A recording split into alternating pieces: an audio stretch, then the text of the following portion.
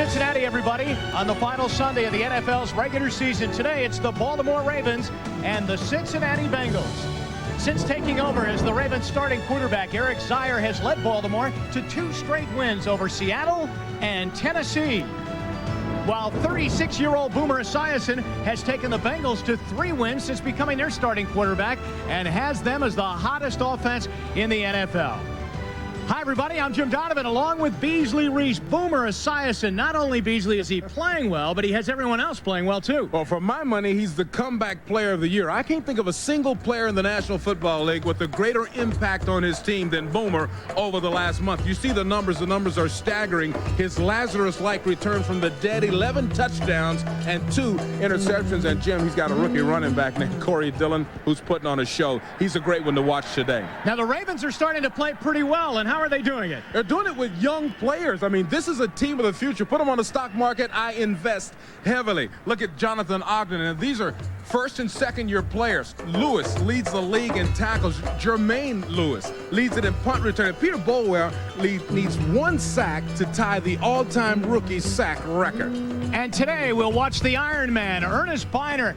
9 years in the NFL, has never missed a game. 14-year veteran. And he says he'll be back for a 15th year next year with the Ravens.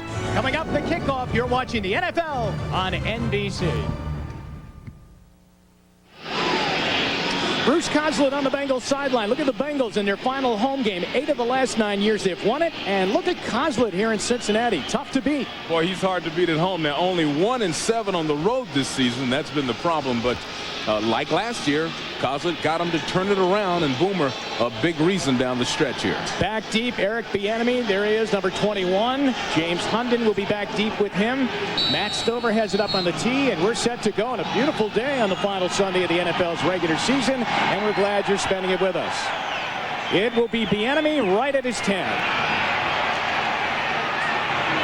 And he brings it out over the 20, out near the 23-yard line. Boomer Esiason leads the red-hot offense out onto the field. Let's check out the starting lineup today. Esiason has the rookie Dillon in the backfield. The fullback is Brian Milne. Dunn and Scott are the wide receivers. Tony McGee is the tight end. The offensive line, which is a big reason why they're playing well. Sargent and Braham on the left side. Brills is the center. Brumfield is in on the right side for the injured Ken Blackman, and Willie Anderson is the right tackle. It's 1st and 10 at their own 23. Short pass, David Dunn. And Dunn brings it out to the 29-yard line. Brought down there by Deron Jenkins. The Ravens defense, which is playing pretty well in the last couple of weeks. Keith Washington goes in at the left defensive end for Rob Burnett, who's got a bad ankle. Tony Siragusa is back in the middle, and he'll occupy a lot of space. He's playing with a club on his hand. Look at all the rookies. Good linebackers. The secondary, 2 starting rookie safeties, Staten and Herring. On 2nd down, Esiason's second pass, and he is right there to Darnay Scott, and you can move the chains. It's a 1st down. See, that's been Boomer down the stretch. I mean, this guy knows this offense extremely well. Really, this offense was developed for him by Bruce Coslett when Coslett was the offensive coordinator here. That's a dart. Look at that. Perfect throw, right in position, 1st down. Darnay Scott, who was kind of invisible, and now all of a sudden in the last 6 games since Carl Pickens went out, he has really picked it up. It's a contract year for Darnay. On 1st down, 3rd pass for Esiason, but he gets tripped up, and tipsy-turvy, he goes down. As the Ravens smother him, McCrary is in there along with James Jones. Just kind of lost his feet there. All of a sudden, he was like the leaning tower of Boomer. Well, it looked like he tripped over Kevin Sargent's feet. Now, we've got a flag down on the play, and Boomer is asserting that it's against Baltimore. But watch here. You'll see number 77 at the top of your screen. Defense, number 41. 5-yard penalty, automatic, 1st down. That's Ralph Staten, the safety. Illegal contact, the 5 yards will give them a 1st down. Well, Ralph Staten is an interesting story. This is a linebacker. He actually played stand-up defensive end at Alabama. So perhaps the greatest adjustment on the football field is this guy going from stand-up defensive end to free safety. First and 10 for the Bengals out over their own 42-yard line. Jarna Carter joins Dillon in the backfield. Dillon's first carry, and he will fight off one tackle, but not the second one, as Washington comes in to make the tackle along with Siragusa and the cornerback, Deron Jenkins. Now, I want to make sure everybody understands this from the outset. The defensive stars for Baltimore are saying, I mean, totally a lack of respect for Corey Dillon. They're saying, I can't see how he's gaining all of these yards. He's not quick. He's not elusive. How is he doing it? So right there, they stand up to their words. There's the defensive coordinator, Marvin Lewis, and they stop Corey, but they won't stop him for long. Now it is second down and 14. They give the ball back to Dillon. He'll try the near side. There's the corner. The 45, a nice little spin to get himself 2 more yards. Well, that's what he does. First of all, he's getting some very good blocking, and I think the offensive line hasn't received enough credit on this football team. Everybody's saying Boomer Esiason and Corey Dillon, but somebody's protecting Boomer and somebody's blocking for Corey Dillon. And watch this talented young rookie, Peter Bolwell, getting manhandled by the offensive line. Esiason on target once again to Darnay Scott down near the Ravens' 46-yard line, where Ray Lewis brings him down. And, you know, it is like he's throwing darts. I mean, he's just got that little flick. I don't know what happened to Boomer, but he's stronger. He's fresh. He's playing like he's 25 or 26 years old. It's been a complete rebirth. And when you talk about Boomer Esiason, you're talking about a guy who's had the greatest success in the National Football League and some of the greatest downtimes in the league. And, of course, there's the story. There's the guy that really, he's playing for his son, Gunnar, 6 years old. He's got the number 7 jersey up. And, you know, the beauty of it is that, you know, Gunnar has cystic fibrosis, but he's old enough at this point to understand what his dad is doing and how talented his dad is. And that's the reason that Boomer's still playing.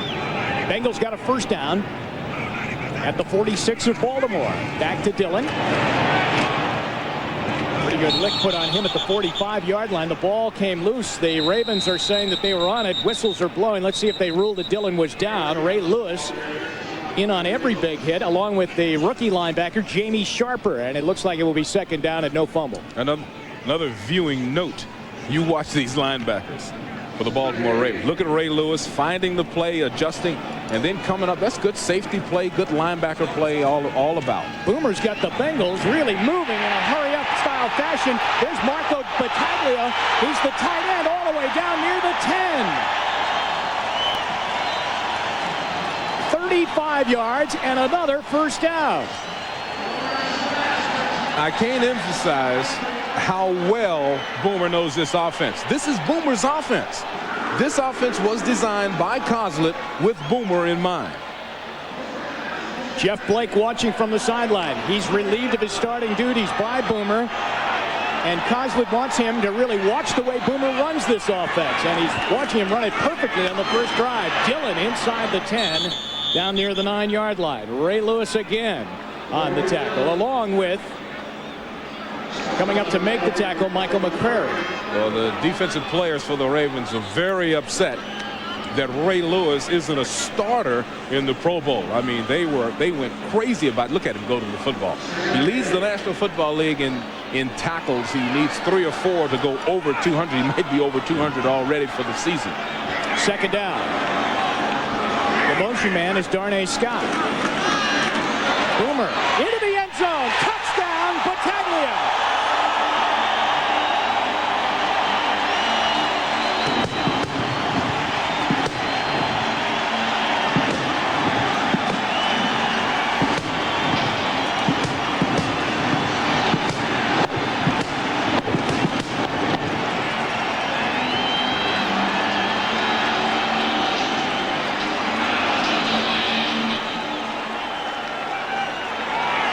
He made that drive look simple, didn't he?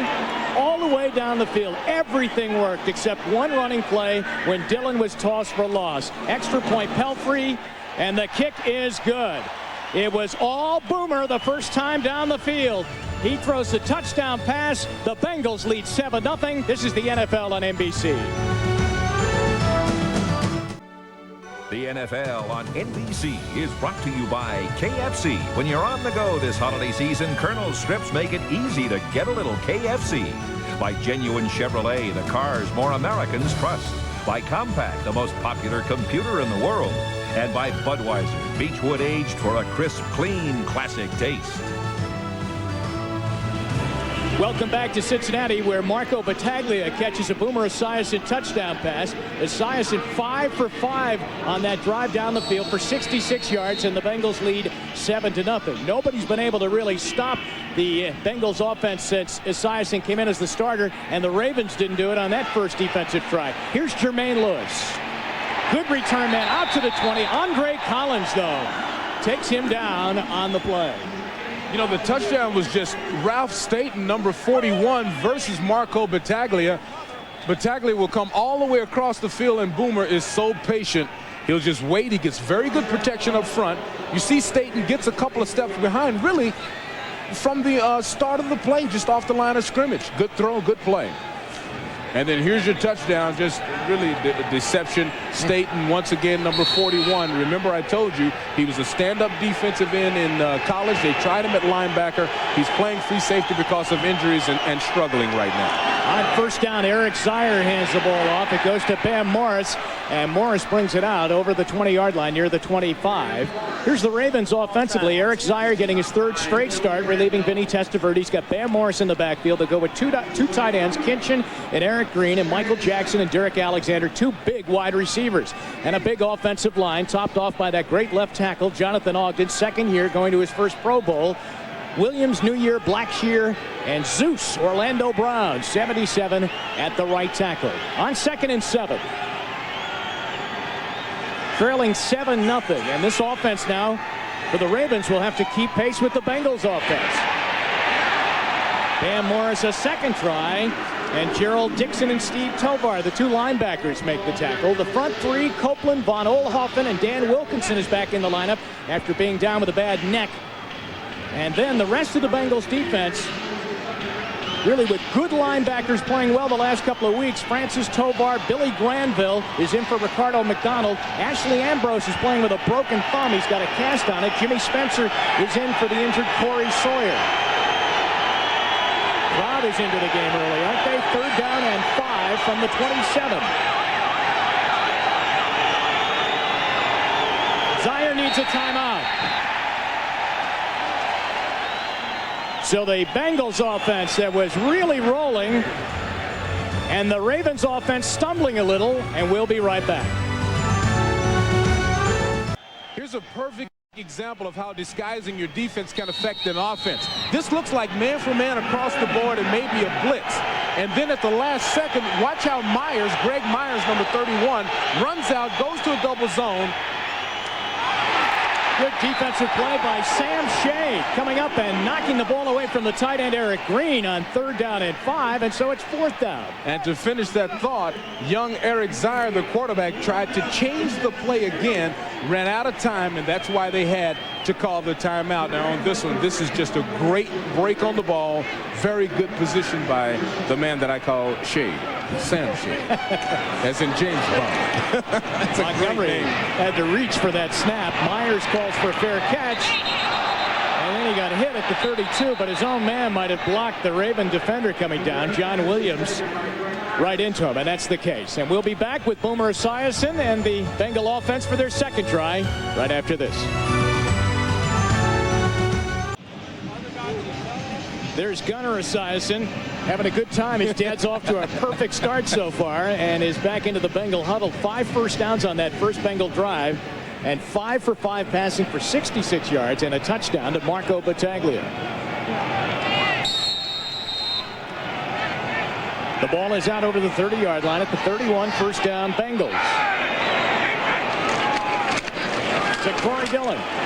And Dillon is brought down right away. James Jones, the left defensive tackle, trailed him and brought him down. Well, the defensive linebackers and that front seven, they said that they were going to corral Corey Dillon. It's early, but so far they've done a pretty good job. As we check out our scores on this final Sunday of the NFL's regular season, Esiason to pass. He got hit by Antonio Langham. The ball popped loose. It was picked up by Dillon, and he'll get some yardage out near the 35-yard line. Even when a bad play happens, it comes up good for this offense. Boomer has only been sacked 4 times since he took over the starting role. And he says that's one of the reasons that the offense has been playing a lot better. See, this is just Antonio Langham just fooled him. Did Dillon miss him? And Corey Dillon, the young rookie, that's what Coach Coslett said he's got to learn, is to see all of the areas where trouble can come from. He missed that block. It's a 3rd down and 6. Scott in motion, blitz coming, Esiason in trouble. He's sacked, and the ball came out of there again, but the whistles had blown, and they had wrapped him up. Ray Lewis, the terrific second-year middle linebacker. Well, just basically everything breaks down here. Look how Ray Lewis is supposed to be a decoy. Somehow he just works his way through the traffic and gets in. Now, remember, this guy is one heck of a football player. He's an alternate to the Pro Bowl. He leads the National Football League in tackles. You will hear Ray Lewis and Peter Boulware all day long. Well, this should be a pretty good battle all day. Lee Johnson punting and Jermaine Lewis returning. Hey, Bob. He leads the NFL in punt return yardage. Here's Lewis here inside the 25. And they cover him out over the 35-yard line. 7-0. The Bengals lead over the Ravens here early in the first quarter. The NFL season extends now to the World Wide Web on NFL.com, the league's official website. Visit NFL.com for all of the scores and stats, including a complete roundup of this weekend's scores and action. Plus, chat live with some of the NFL's biggest stars. And it's all at NFL.com. So the Ravens get themselves a good defensive stand. They get the Bengals off the field, and their snapper on the punts and kicks, Truitt, limps off the field. Greg Truitt. Well, I can't tell you how bad that can be. A snapper. That can make it a long afternoon, my right? Goodness, that's a very important position. The Ravens went 3 and out on their first possession. Zion. And he gets sacked. Back at the 32-yard line. Gerald Dixon will get credit with the sacks along with James Francis. See, I can't emphasize how well this defense is disguising. I don't think Zion knows exactly what the defense is when he starts back, because they are showing one thing, they're giving another. Now, no one can really tell us what this Vinny, Eric Zier thing is all about. Even Coach Marchibroda said that, you know, Vinny will probably be the starter next year, but he wants to know how quickly he can go to Eric Zier, and that's why he's getting all this playing time. 2nd and 15. There was another blitz coming. He unloaded it, though, to Bam Morris. And Morris then is brought down at the 35-yard line. We're seeing some pretty good defense here. And one of the reasons that this defense is playing very well, the defenders will tell you, is Boomer Esiason. I mean, they don't want to let the guy down. So this defense has really picked it up. Really the same way that the offense has picked it up, about the same time. Take a look at that's Myers this time. And remember, I told you he was faking blitzes earlier and then going back into safety positions. Well, this time he actually blitzed. Dick LeBeau finally has got that defense clicking. It's 3rd down and 12. The ball at the 35-yard line. Zier's got a lot of time, but it doesn't look like anyone's open. Still can't find anybody. Calling for people to come back, and then he's finally pushed out. Well, that's a nice long play. I would say that was like 10 Mississippi, wasn't it? That's one of the longest plays in the National Football League this season. All right, let's take a look and see if we can figure out what he sees or does not see. You see everybody's covered at the bottom. Everybody's covered at the top. Once again, this is Dick LeBeau's defense really starting to play well. There's nothing there. It's not like Eric Zier missed something. There was nothing. Montgomery's second punt of the afternoon. He stands back at his 12. Greg Myers is back deep for the Bengals. Punt hits inside the 40 and then bounces over Myers. And a good job by Montgomery. Look at that roll inside the 20. Keep huffing and puffing, Ravens, and he blows it all the way back down to the 15-yard line. Bengals get the ball at the 15 when we come back, leading 7-0. You're watching the NFL on NBC. The special season by Corey Dillon accentuated by 247 yards against Tennessee. That breaks the rookie record set by the great Jim Brown. Jim Brown had 237 yards, and that record stood a long time. And that's one of the reasons this young man has well over 1,000 yards. And there's your lineup. Tim Wilson, Bo Jackson, 221 back in '87. Jerome Bettis, the bust. But Corey Dillon, 246. That jersey is in the Hall of Fame. And he won't have far to have to go visit it. It's only up the road there in Canton. First and 10, he gets the carry and gets the corner. It is out to the 19-yard line where Herring and Ray Lewis make the stop. See, his movements are very subtle. Well, they are subtle. I think you're right. And Antonio Langham, watch this. Had him dead to rights. I mean, there's no way you missed his tackle. Look at 38. That's Antonio. He's right there, and he's not there. Very subtle movements, and that's the reason that this guy, on film, you don't see it, but he's fantastic. And I say this in truly a football sense. He has nice hips. Is it wrong to recognize nice hips in a man? Second down and 5. See, look at those hips. He's out over the 20 to the 22-yard line. Kim Herring and Ray Lewis again. Might be a problem now for the Bengals if they have to punt. They've lost their snapper for the time being because Greg Truitt went in. He's got a bad ankle right now. He's going in for x-rays, and so Steve Bush would be their snapper. And there he is. He was practicing on the sideline, and he's holding his breath right now because it's 3rd and 2. And if they don't get it, he's on the field.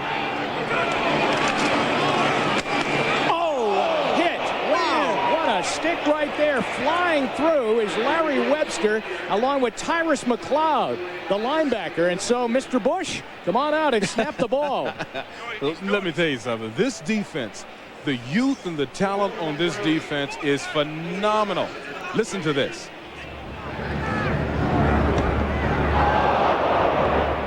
You hear the collective groan of the crowd. Now the Ravens should get good field position, although Johnson really hit a good punt, a very good punt. Lewis inside his 25. And he brings it out near the 34-yard line. There is a flag down.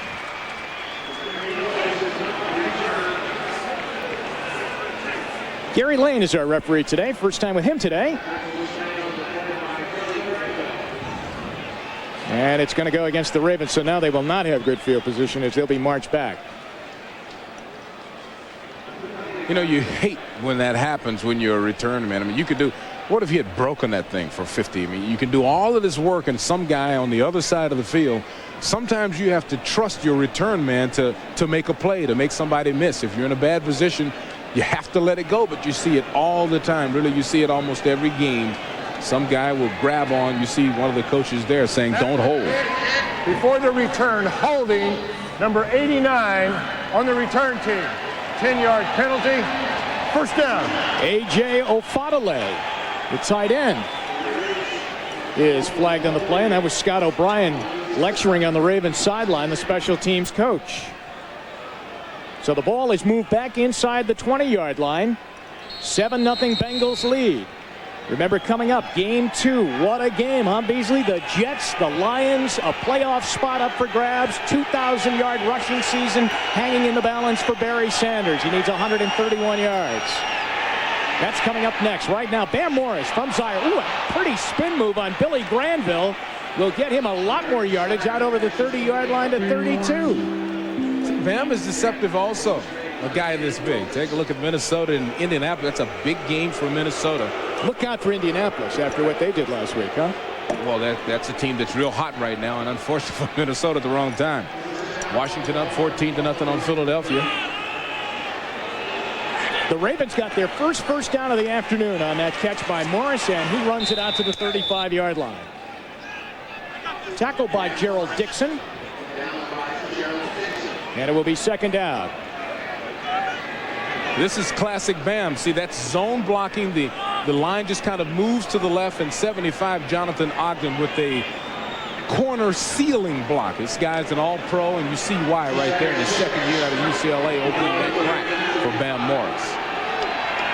Well, the Bengals expect to get a steady dose of Bam Morris. Flags coming down as they come up to the line of scrimmage. Snap, false start, offense.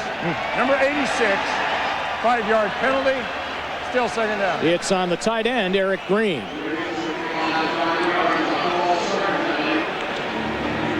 So figuring that they would get a lot of Bam Morris today, here's what Morris has done. They've done with him, and then the 5 games without Bam Morris. Actually, their running game is all Bam Morris. If he's in there, he gets the ball.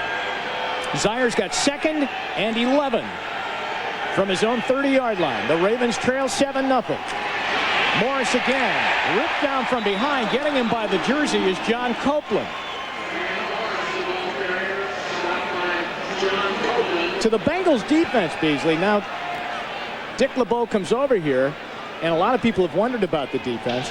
But the situation is, I was wondering, does he have the right personnel to put this defense in? And I'm sure that's what the Bengals will take a look at in the offseason. I think one of the problems is the defensive linemen resisted their role in this defense. And I'll talk more about that after this play. Because it's 3rd and 10 at the 31-yard line. Big Daddy Dan Wilkinson coming. Zaire got away. There's a flag thrown into the pack of offensive linemen as he carries out to the 36-yard line where Renard Wilson brings him down. You know, while we're waiting on the call, the defensive line in this defense, in Dick LeBeau's defense, they are grunts.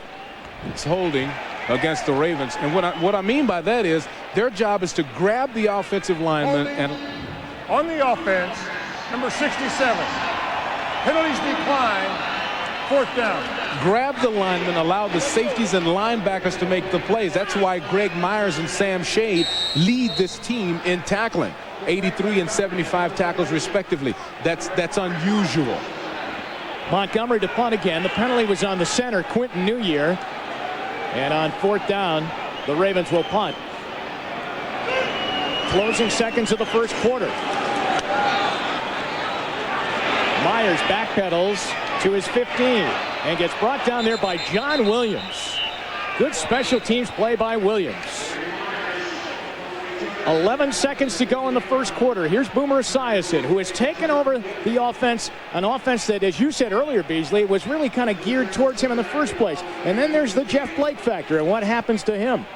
Well, you know, when you talk to Bruce Coslett, he defends Jeff Blake enthusiastically. Now, you see with Blake, they were 2-7, Boomer 4-2 in there. The quarterback rating is the dramatic thing, 107.5. That means that he is very efficient with the ball. 11 touchdowns, only 2 interceptions. On 1st down, the catch made by Dunn for a 1st down over the 25 to the 26-yard line, and that should do it here in the first quarter as we are done with quarter number 1 in Cincinnati.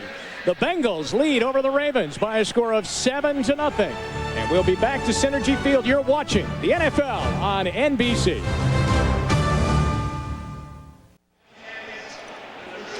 You're looking at Jeff Blake and Boomer Esiason. Now, Coslett says that a lot of this was the fact that Jeff Blake would not accept the small plays. He kept trying to force plays downfield. And, you know, he defends Jeff Blake. He says Jeff put up tremendous numbers. We all know that when he was the quarterback.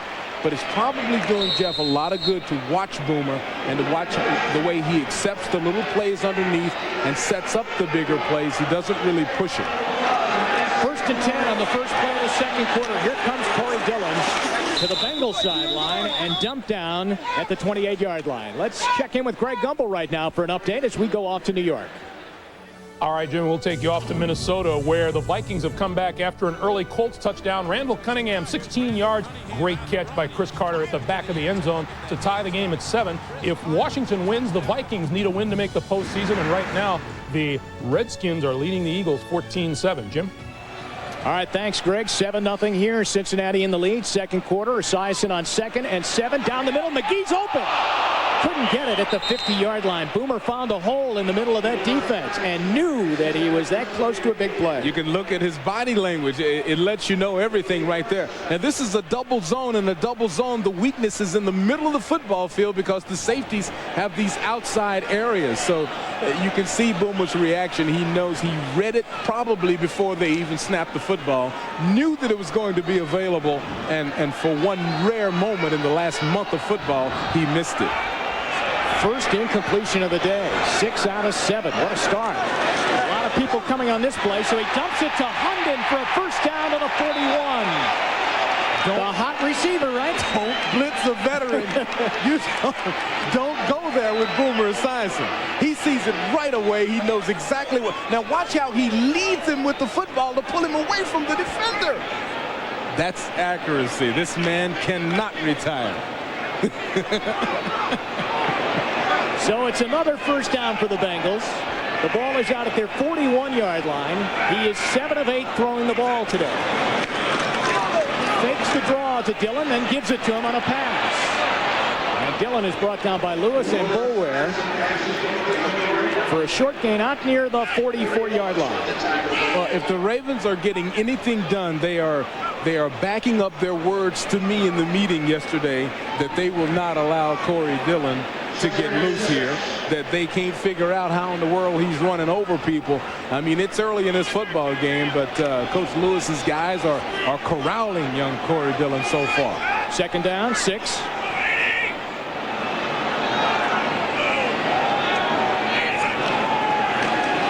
Esiason with Lewis on a blitz. Down the middle to Dillon. Forces a miss of a tackle and gets out near midfield. Jamie Sharper, the rookie linebacker from Virginia, brings him down. Now, as I watched that play start, it's a great play by Sharper, but I was watching Peter Boulware, and it reminds me that he needs 1 sack. Just one. To tie the all-time rookie accomplishment in that area. He's got 11 and a half. He needs 12 and a half to tie Leslie O'Neal from 1986. And Simeon Rice from last season, so keep your eye on him. In the meantime, it's 3rd and 2. But the catch is made as Esiason hung in there and finally found Darnay Scott at the Raven 45. Now, Darnay Scott was missing passes, and passes were hitting him in the back of the head. Boomer comes in, and this last part of the season, Darnay has been unbelievable. They're reaching behind him, behind his body, over the head, and then watch Boomer under pressure. See, Boomer gets rid of the ball so quickly that it's difficult to sack him. He puts it in nice positions. That is controlling the football game, and that's what Boomer does so well. James Jones had a hunk of Boomer, but no football with Boomer. It was out of there. 1st and 10. Here comes Kijana Carter for the first time today. Brought down by Michael McCrary. The ball down near the Raven 39-yard line. Interesting note about Kijana Carter. I couldn't believe this, but they say that his work habits have really improved because of Corey Dillon's work habit. Corey Dillon takes every play 100 yards. They have to wait on him. It slows down practice. Well, Kijana has started doing the same thing. Little fullback dive there by Brian Milne, his first carry of the day, and so they're starting to spread it around. But Dillon is such a hard worker in practice that all of a sudden Carter said, you know what, it's working for him. Yeah, maybe I should do it that way. That's right, and it's helped him. It's helped him in the games, and it is it's the spirit of competition. And he's playing with a rotator cuff injury on his left shoulder, so that slowed him down a little bit. But he had a couple of nice runs this year. He's in the backfield on 3rd and 2s. Darnay Scott's the motion guy. Esiason, incomplete. Look for Battaglia, the tight end, at the 30-yard line, and so it is 4th down. The crowd is saying, go, go, go for it. You see, here's another example of playing a guy who used to be a defensive end. You see 41 right there? He doesn't know how to break at the angle of the throw in case there is a bounce off. I mean, your real good safeties in this league might have a chance at intercepting that ball when it comes off a player's hand. He takes the wrong angle.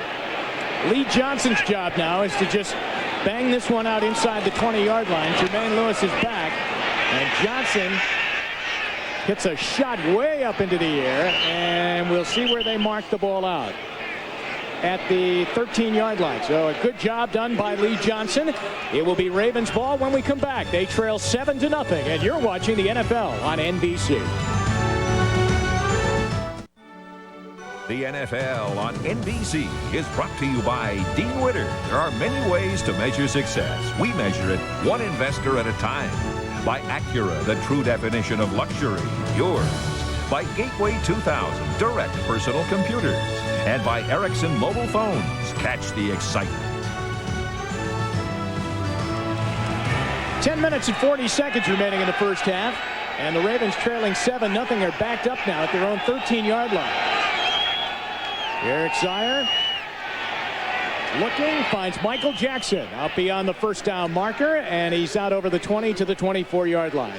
Hey, Christmas Day, the NBA on NBC makes its season debut with a great doubleheader beginning at 2:30 Eastern with NBA Showtime. The 4 teams that met in last season's conference finals take the floor. In Game 1, Charles Barkley and the Houston Rockets will take on Karl Malone, John Stockton, and the Utah Jazz. Then in Game 2, Alonzo Mourning and the Miami Heat take on Michael Jordan and the Bulls. The NBA on NBC doubleheader, Christmas Day. First down for the Ravens. Nice hole here for Bam Morris, and he runs out to another Ravens first down with a flag down at the 35-yard line. The tackle made by Gerald Dixon. And we are getting an indication from some of the Bengal defenders that this one's coming back. Well,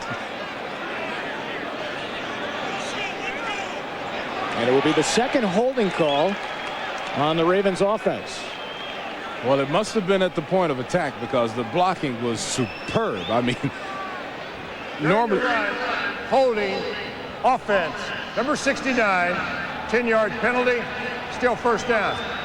You know, normally when you have those fantastic holds like that, somebody did something. They're saying that Jeff Blackshear was holding on that play. First down and 15 with 10 minutes to go in the half at their own 19-yard line. Zion on a quick count. Bam Morris, and he'll struggle to get back to the 19-yard line as there were a lot of black jerseys here. Billy Granville is over there, an excitable linebacker. He's over there along with Kimo von Oelhoffen. Well, see, these are weird weird plays for Bam Morris. I mean, you can't send this guy laterally like that. The big backs, the Jerome Bettis's and Bam Morris's, you have to start them at the line of scrimmage and let them break off angles, not wide plays. Second at 15. No gain on the last play, so the ball is still at the 19. Total yards, total domination by the Bengals. Zion threw it to the wrong side of Michael Jackson at the 25-yard line with Andre Collins on defending him. Now, I can't tell you how big this game is for Eric Zion. This is almost like an audition. This is like a, yes, I can run this offense, or yes, I'm as good or better than Vinny Testaverde. This is a big moment for him. Now, he says that nobody's telling him anything. Nobody's promising him, if I play well, I'll start. Nothing. He just goes out and he's focusing on the day, and I think that's a good way to look at it if you're Eric Zion. That's the way he says that he's approaching it. As Vinny Testaverde watches, they try and convert for the first time today on third down. Flushed. Wilkinson there. Copeland chasing. Zaire hangs in and throws the ball to Ernest Biner. And they're going to say that he hung on to it, too. He's out over the 25 to the 27, but he's well short of the first down. That's one of the attributes that is intriguing to Coach Marchibroda is this Eric Zaire's mobility. I mean, this shows a lot of quickness, buying himself a lot of time for somebody to get open. But when it comes to rolling out and throwing the ball on the run, you have a hard time beating Vinny Testaverde. Here's Greg Myers lining up back inside his own 30. Montgomery to punt.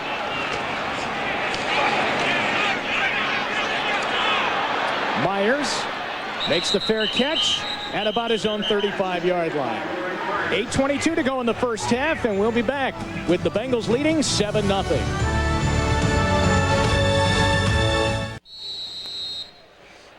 Well, there's a look at what Boomer Esiason did last week against Dallas and what he's off to today. 10 out of 12 for 100 yards with a touchdown. He could have a big final Sunday of this regular season. Out of the backfield, swings it to Dillon. And Dillon runs into the Raven bench, but not before he gets out to the 41-yard line. I tell you, Boomer's in one of the great positions all time when it comes to negotiating. Talk about leverage. As you take a look at some of the scores, Minnesota up on Indianapolis.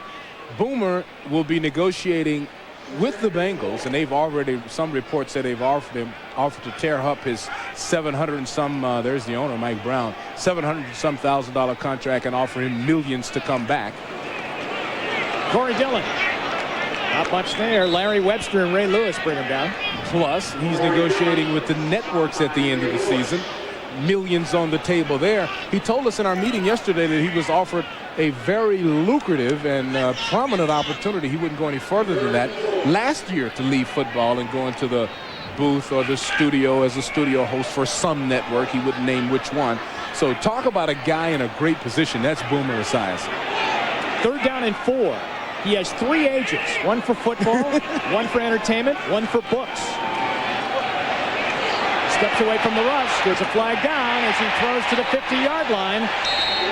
And the catch is made there at the 50, complete to David Dunn, but it's coming back. Holding going to be called on the Bengals. Now, this is the wrong time for me to be bringing this up with the holding call on the table, but Offense, number 77. 10-yard penalty, still 3rd down. that's big Orlando Brown, 350 pounds, 6'7". Kevin Sargent, that is. Kevin Sargent on the left side of your screen there. The big guy is 6'6", 295. But Kevin Sargent is one of the reasons that this team is turned around, according to Bruce Cosby. They got him back from injury. And like a ripple effect, the offensive line instantly became better. A takedown on Michael McCrary on 3rd down and 14. He throws high, and Ray Lewis has the football on the deflection at the 45-yard line. David Dunn reached up to try and keep the ball alive, but when he did, he ran by it after the deflection, and it stayed in the air, and Ray Lewis, the linebacker, scooped it up in midair and went down at the 45. Well, remember, I talked about Ravens defender Ralph Staten taking the wrong angle. Look at the tip there. You see Ray Lewis didn't run toward the receiver. He ran toward the angle that the ball would go to once he saw that it was a high throw, anticipating the tip, and that's the reason he gets the interception. Well, they ruled no interception. They ruled that he didn't have possession when he came down, so he was juggling it, and the ball is at the 30-yard line, and the Bengals now will punt it away. Here's Lee Johnson to Jermaine Lewis. Not much room for Lewis at all. Bush is down there along with Collins on the special teams tackle. Ravens have the ball when we return to Cincinnati. 6:34 left in the first half. Jim Donovan and Beasley Reece here in Cincinnati, where the Bengals took their first possession of the day and scored a touchdown, and that's been all. 7-0. Eric Zier has had a tough time with the Bengal defense. He throws here, and the ball's caught by tight end Eric Green out to the 40-yard line. Good play. First down, Baltimore. Eric Green's one of those rare guys. You're talking 6'5", 285 in his 8th year. It's a 17-yard gain. He came into the game with 58 receptions, 4 touchdowns. He's a 2-time Pro Bowler. And talk about a guy with size. And when you look at receiving leaders for tight ends, there's Eric Green at number 4 with 58 catches. And when it comes to touchdowns, only Sharp and Coates have more touchdowns this season. Tough run there by Bam Morris. Von Oelhoffen on the top. Breaks in, and he really... Now there's a little skirmish that has broken out off to the side as a couple of the Ravens get involved. Along with Wally Williams in there was Dixon, the linebacker, and Steve Tovar of the Bengals. See, people think that last game of the season, 2 teams out of the playoffs, you know, it's pride. After that first hit, it's a game. It's a game, and it's a fight, and it's whatever it takes. Both of these teams trying to work through a perfect month of December. They've had a good finish. 2nd down and 9.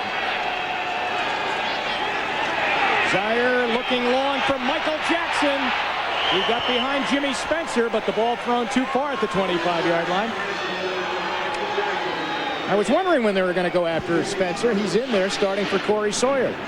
Well, Zier finally found him. I think the disguising and the variations that are in the zone blitz defense that Cincinnati is running now, it makes you a little cautious because you don't know when they're going to come with the blitz. You don't know if it's man or zone. So Eric Zier read that one, knew exactly what it was, and almost hit a big one. He needs 9 here on 3rd down.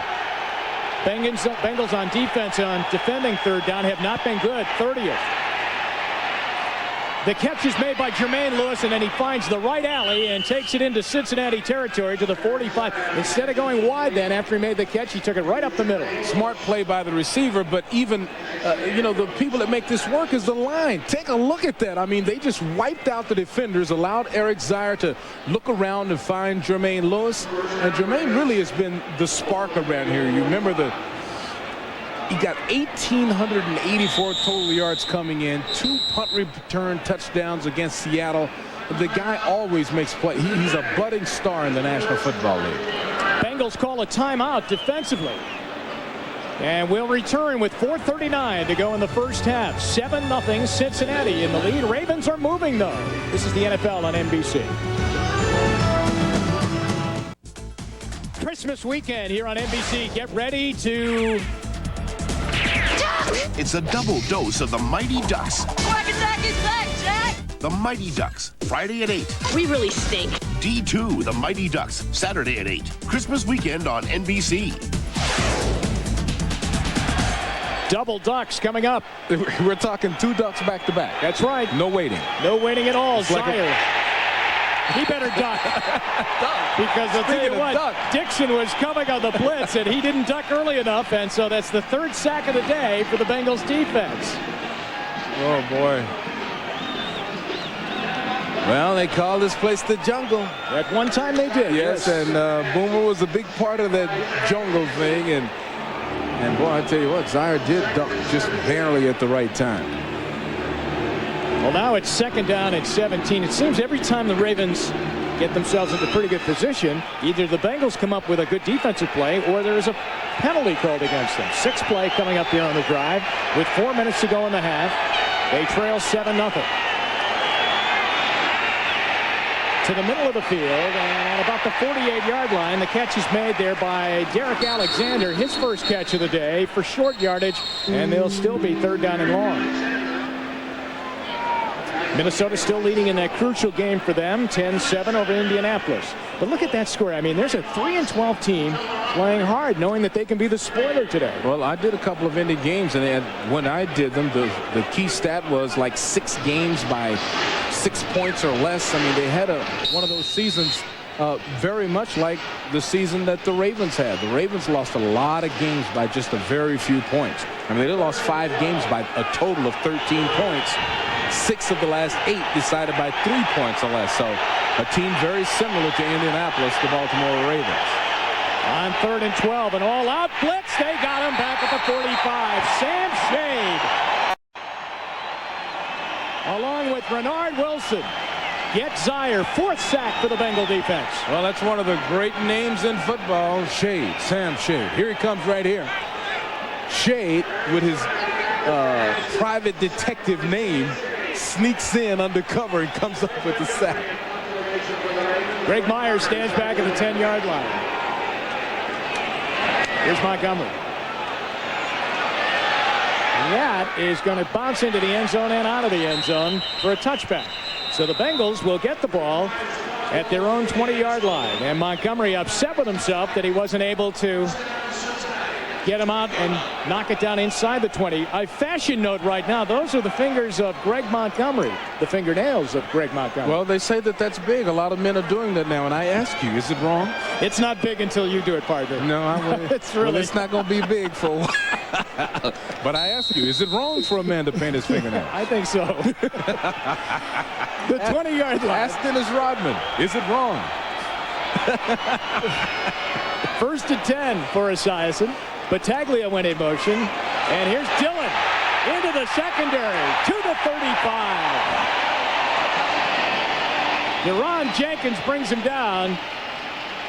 That play looked great. As soon as Battaglia went in motion, that whole side cleared out for him. The Ravens defenders are mad now, especially Ray Lewis, because he thought they were going to be able to hold Mr. Dillon down, but those great running backs, you can stop them, and then you look up and they bust you for 20 or 25. 1st and 10.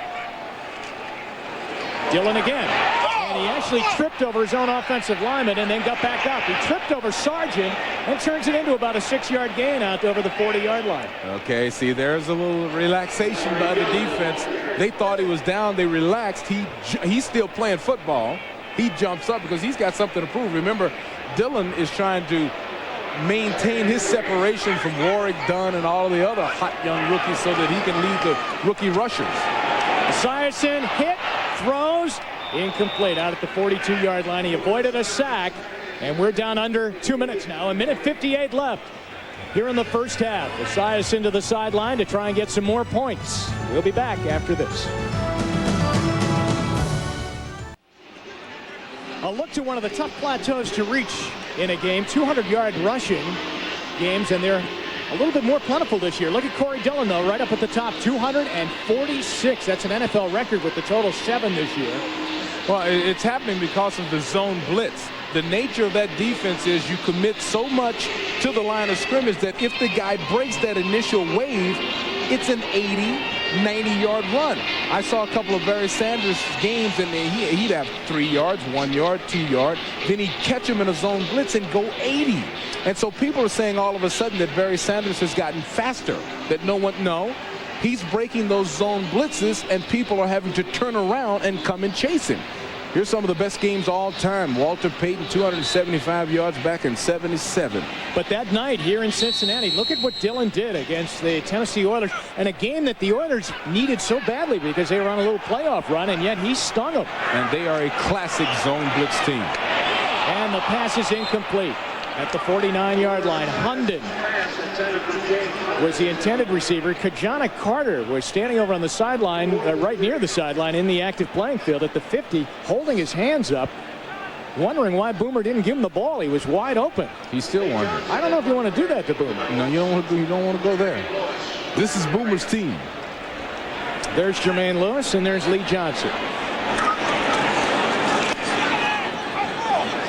Lewis. Oh, he runs right into the defender there, and the flag goes down. As coming down on the play was Mike Jenkins, and he belted right into Jermaine Lewis. A meeting of the number 84s there, and the flags will come down. He gave him no room at all to catch the punt.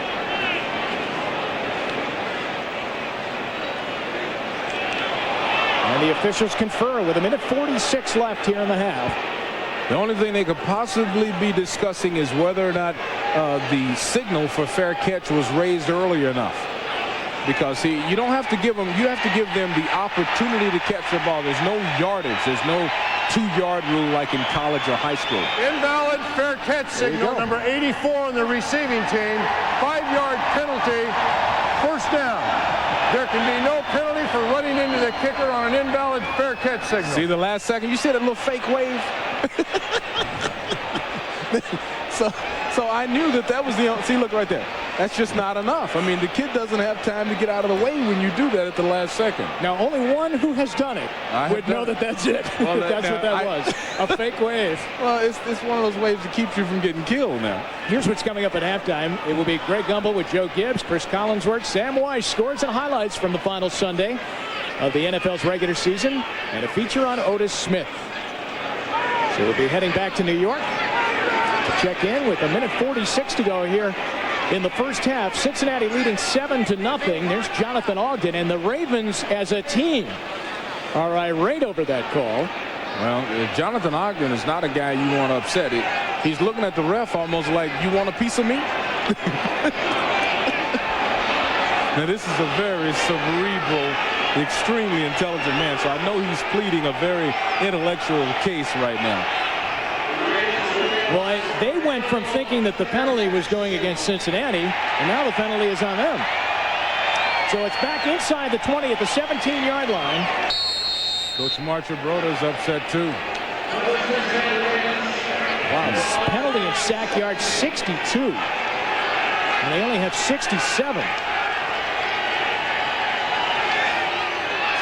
They have 2 timeouts left as he throws to the tight end Eric Green, and Green almost stepped out of the tackle by Greg Myers, and he would have had a lot more.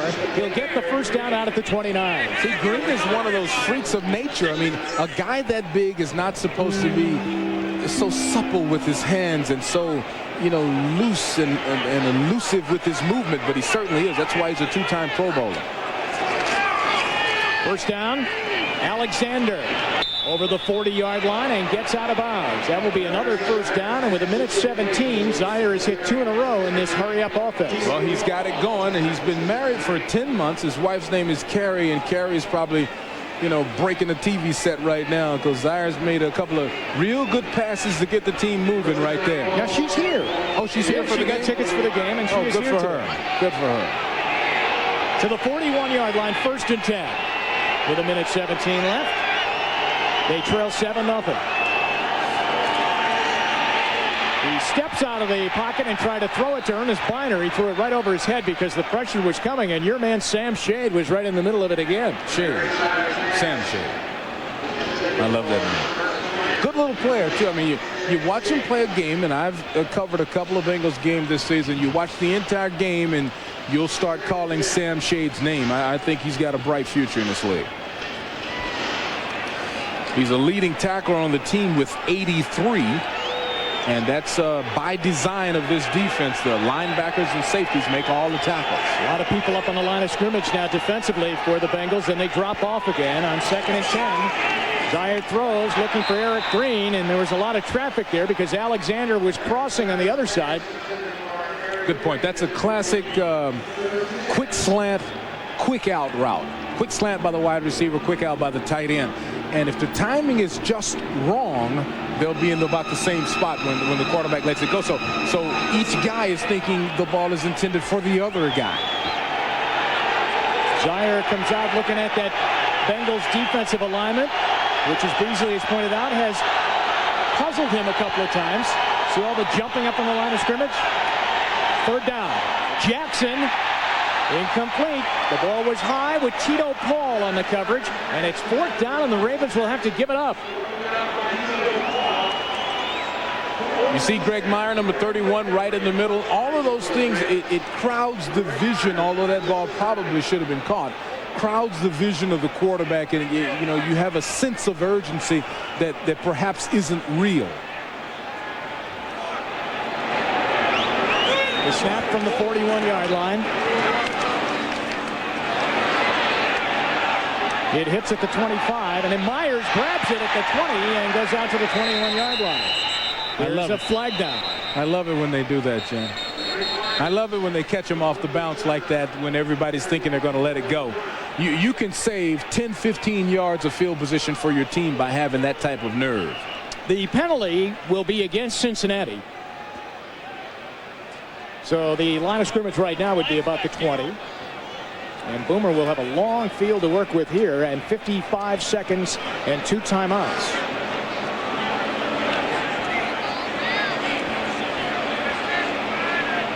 Here's the call on the play. During the kick, holding on the return team, number 98. Half the distance to the goal line. 1st down. Canute Curtis is hit with the penalty. Coming up next on NBC, Game 2 of our doubleheader. A win, and you're in situation as Bill Parcells and his Jets take on the playoff-hungry Lions. They each need a victory to ensure themselves of a postseason spot. And it could be historic, too, as Barry Sanders tries to become only the 3rd man in NFL history to rush for over 2,000 yards. Game 2 of our doubleheader is coming up next from the Silverdome. Back at the 10, Esiason. Throwing long for Hundon. Incomplete. John Williams was back on coverage with Kim Herring. There's a man high and a man low, and it's a very dangerous throw, but Boomer is so confident. He thinks he can throw this thing in there like it's a 3-point shot. Now, just patience. He's got Kajana in front of him. He signals Kajana that he's going to pass. Kajana stays away from him. See how he tries to drop it in between these defenders. You have to have nerve to try that. Boomer is only one of his last 6 throwing the ball. But he connects there. A sliding catch out over the 25 made by Darnay Scott will be a 1st down. 34 seconds left in the half. They have 2 timeouts left, not using one here as they get up to the line of scrimmage. And they blow the play dead as they came up to the line of scrimmage, and he took the snap. Part of the snap, false start, offense, Number 85, 5-yard penalty, still first down. That's on Hunden, the wide receiver.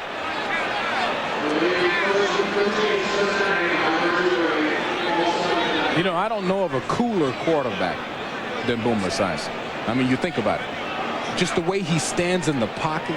He walks up to the line of scrimmage like he's John Wayne. Check him out. I mean, that's why these guys feel a sense of calm and control and mastery when they watch him do his work. Well, he said yesterday that what he does now is he gives them the play real early and then allows the offensive linemen to discuss the play amongst each other so that they're all in the right spot. See, that's the little veteran tricks that the young quarterbacks don't know. Inside of a minute in a hurry-up offense, a penalty that kills a clock that is running demands a 10-second runoff. Please reset the game clock to 15 seconds. Those are the rules. Indisputable. It's in black and white. The folks here don't like it, though.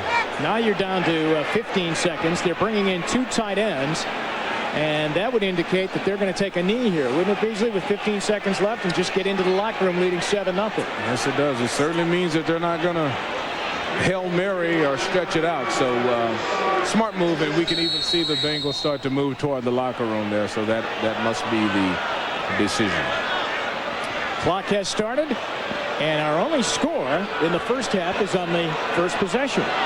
Esiason a touchdown pass to Marco Battaglia, and that does it. The Bengals go off the field at half, leading over the Baltimore Ravens. The score is 7-0. And right now we head off to New York, and here's Greg Gumbel. This is the Domino's Pizza NFL on NBC Halftime Report, brought to you by Domino's Pizza. Domino's, delivering a million smiles a day. Hi, everyone. Greg Gumbel, along with Joe Gibbs, Sam Weish, and Ringo Starr, who's just beating out a little tune here on this final week of the regular NFL season. Let's run down scores and highlights for you, and we'll begin with the game in Minnesota, where the Vikings, who need a victory today, looking for one to get into the postseason. Denny Green has seen his team lose 5 in a row, but they're in the playoffs if they beat the Colts after a Minnesota turnover. Marshall Faulk, 1-yard touchdown run, puts Indy up 7-0. Here comes Randall Cunningham. Scrambling, finds Chris Carter from 16 yards out. What a catch by Carter at the back end of the end zone to tie this game at 7. And then 10-7 Minnesota in the second. Jim Harbaugh was shaken up on this hit by Dwayne Rudd. Harbaugh left the game, and on came Kelly Holcomb to throw an interception. Robert Smith will break free here for a 76-yard gain. Smith to the Colt 5-yard line before he went out of bounds and led to a Chris Carter 3-yard touchdown catch. And then just a few moments ago, on the board again, the Vikings give it to Leroy Horde. He goes 6 yards. The extra point was blocked. But right now, the Vikings looking very good for the first time in a long time, Joe, 23-10. Well, I think one of the things they've done is adjusted their offensive game plan to Randall Cunningham. He's a lot of sprint outs. I like that. He's on the outside, and he's hooked up with Chris Carter right now. I'll tell you something else. Indy has to do something on their left side. That John Randall is a man possessed. Got to keep a tight end or somebody over there to help block on him. All right, Joe. In Washington, the Redskins, another team that needs a win with an eye on the postseason. They lead the Eagles by a score of 28-14. Darrell Green has returned an interception, 83 yards for a touchdown in this game for the Redskins, who are looking pretty good so far. Yeah, and any thoughts the Detroit Lions had of backing into the playoffs is beginning to look more and more like they can forget about those. Washington's winning, Minnesota's winning. That means we're going to have our first playoff game of the season coming up at 4 o'clock. The Jets, Detroit Lions, whoever wins is in, whoever loses, they're gone. All right, Chris, in Kansas City, the Chiefs, with a 12-3 record, are taking on the New Orleans Saints, and right now it's a 12-0 game. Tamarick Vanover, an 82-yard punt return for a touchdown for the Chiefs. Elvis Gerbach out for the last 5 weeks, starting this game 4 of 7, 54 yards, and has looked pretty decent. Doesn't look too rusty, Sam. He's looked okay. Marty Schottenheimer said he's going in that ball game. It's a rainy, messy day out there. He's had a couple of sacks, and really and truly, I think Marty Schottenheimer's kind of happy to see him get hit a couple of times and get up, of course. But this is a good test for him. He's doing okay. All right, Sam, it's also a rainy, messy day in Memphis, where the Tennessee Oilers are leading the Pittsburgh Steelers by a score of 10-3 as they approach halftime. The bus is in the garage today. thrown. Bettis, inactive. Scoreless in the first. Cordell Stewart, lots of time, but his pass is picked off by Joe Bowden. Returns it 9 yards to the Steelers' 16-yard line. It led to an Al Del Greco field goal and a 3-0 Oiler lead. Potentially devastating injury for Pittsburgh. Dermontti Dawson, the center, headed to the locker room with a strained left calf muscle. Second quarter, tied at 3. Tom Myslinski, normally a guard, replaces Dawson. His snap to Stewart is fumbled. Henry Ford recovers. And Motors get it 10 yards to the Steelers. 38. Backup running back Rodney Thomas breaks outside, goes 25 yards for an Oiler touchdown, and Tennessee is leading the Steelers by a score of 10-3. In Tampa, the Bucks are leading the Chicago Bears by a score of 21-7. Trent Dilfer has just thrown a 7-yard touchdown pass to Carl Williams for Tampa Bay. In Dallas, the Giants with a 20-0 lead on the the Giants with a 20-0 lead on the Dallas Cowboys. The Cowboys 6-9 and look real good for 6-10. In Cincinnati, the game that you're watching, the Bengals are leading the Baltimore Ravens by a score of 7-0 on a Boomer Esiason touchdown pass to Marco Battaglia. When we come back, we'll focus on the big game of the day, the Jets and the Lions, who meet in our doubleheader game. We'll hear from Jets cornerback Otis Smith right after these words from your local station.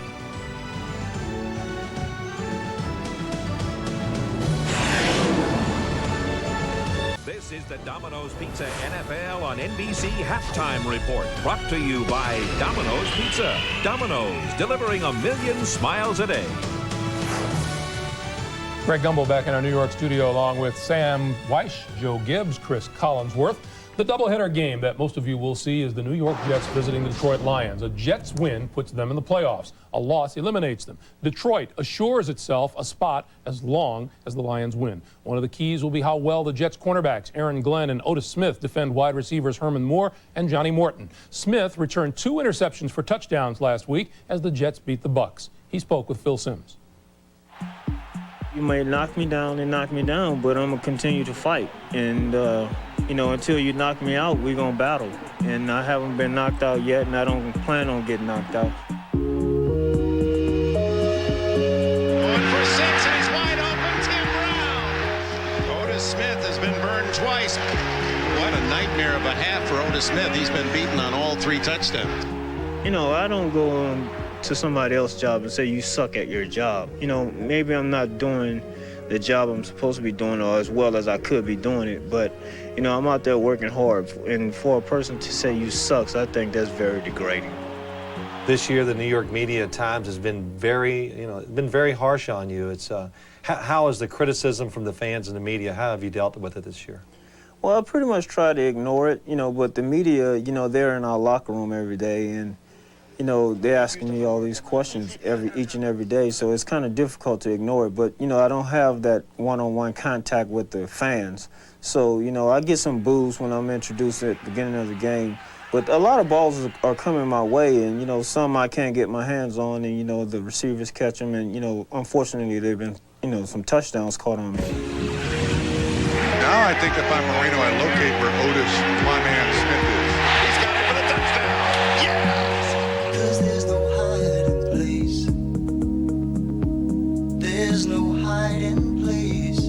There was talk for a week or so that Ray Mickens was going to replace you at cornerback, and what made you fight through those times? Is it just a competitor in you, or what made you stay course?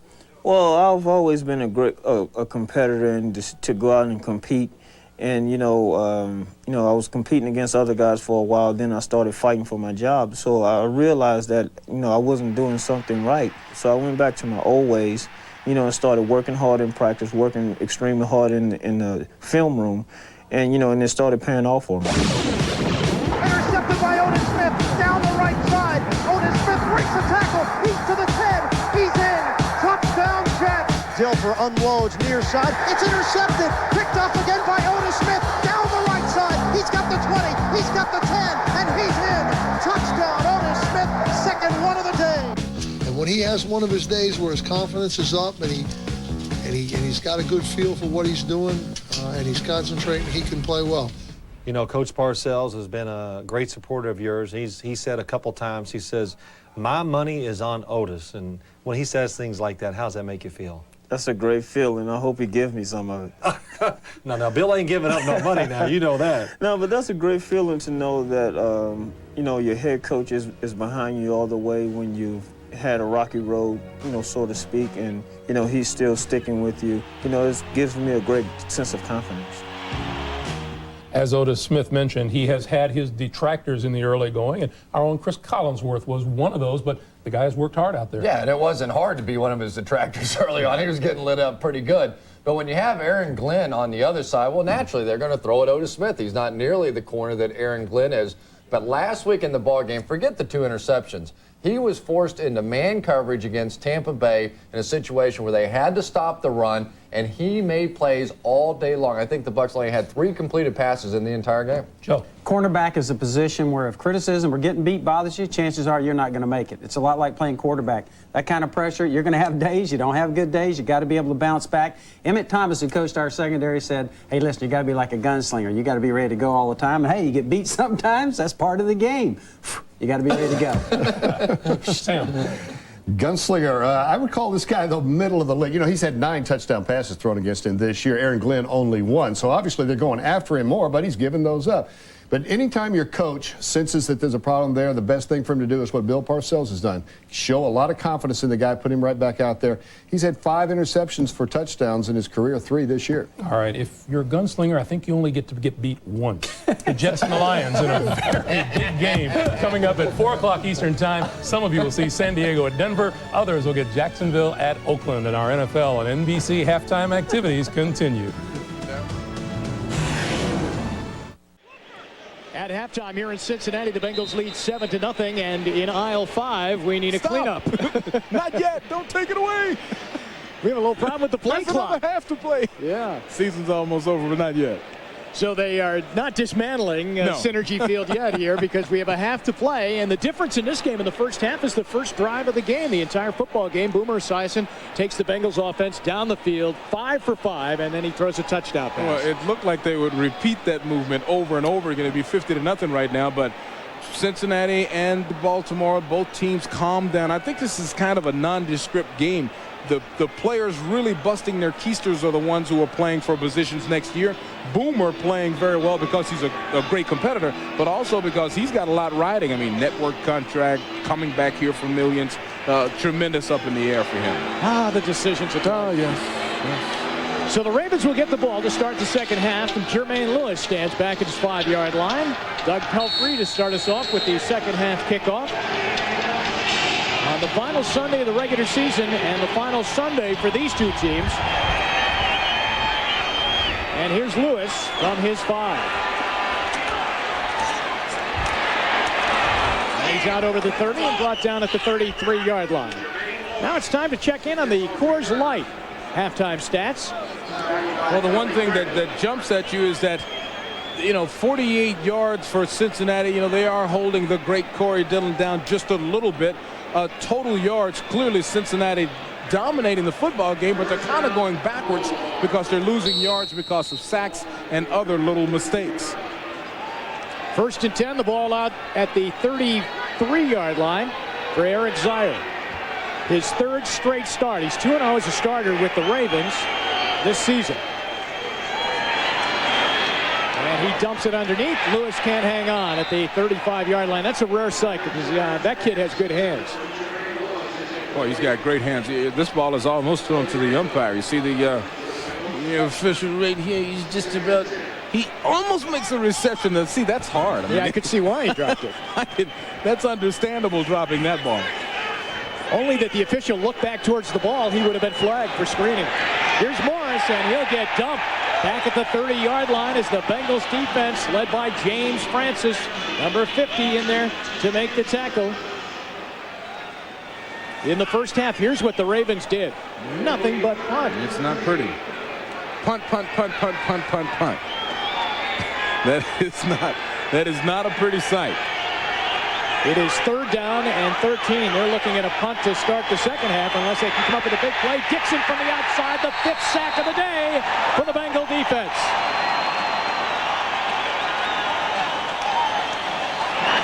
The young quarterbacks give up sacks because of indecision, You know, you can't find anyone. Now that time, that's pretty much poor blocking. I don't know if Bam Mars was supposed to get out there fast enough, but we were talking to Boomer about sacks, and Boomer came into this game with just 4, and he says that some quarterbacks, they'll take the sack before they throw it away, just to kind of keep their own stats reasonable. Montgomery's punt is not a great one. He might get a pretty good roll on it, and does. Inside the 30. Yeah, that's the second time this afternoon that he's gotten a good roll on a punt. And the Bengals will come back after a good Montgomery punt with the ball when we return to Cincinnati. Dick LeBeau, the defensive coordinator of the Cincinnati Bengals, and maybe that defense is really starting to get that LeBeau system. Well, you see the second half of the season, 21 sacks. They picked up 5 today. It's a great defense. It was superb at Pittsburgh when he was working it there, and they're starting to get it here. Second effort, Corey Dillon runs it over the 25 to the 27. Jamie Sharper tackles for the Ravens.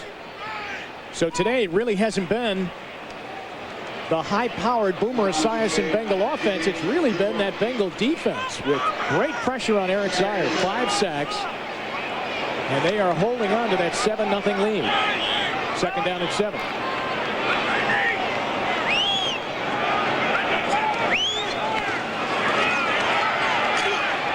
Esiason, far sideline. The catch is made by David Dunn. He's got a first down out over the 35-yard line. Deron Jenkins on the cover. See, I'm telling you, something weird, something really weird has happened. Because 3 years ago, they were saying that Boomer Esiason can no longer throw the out route. That is the longest geometric throw in the game, you know, from the middle of the field to the sideline. There he zips one perfectly. That's the way he's played this back half of the season, or at least over the last month. His rejuvenation is unreal. On first down, whistle blows. Stopping the play. Prior to the snap, false start, offense, number 77. 5-yard penalty, still first down. Kevin Sargent, the left tackle. And we were told by the Baltimore Ravens defenders that the offensive line and some of the players on the Bengals do that a lot, because Boomer walks up, he quick counts you sometime, and they say that some of the linemen aren't exactly set when the ball starts to go back to the quarterback. So they said they would tell the officials to watch it. Maybe it worked. First and 15 after the penalty.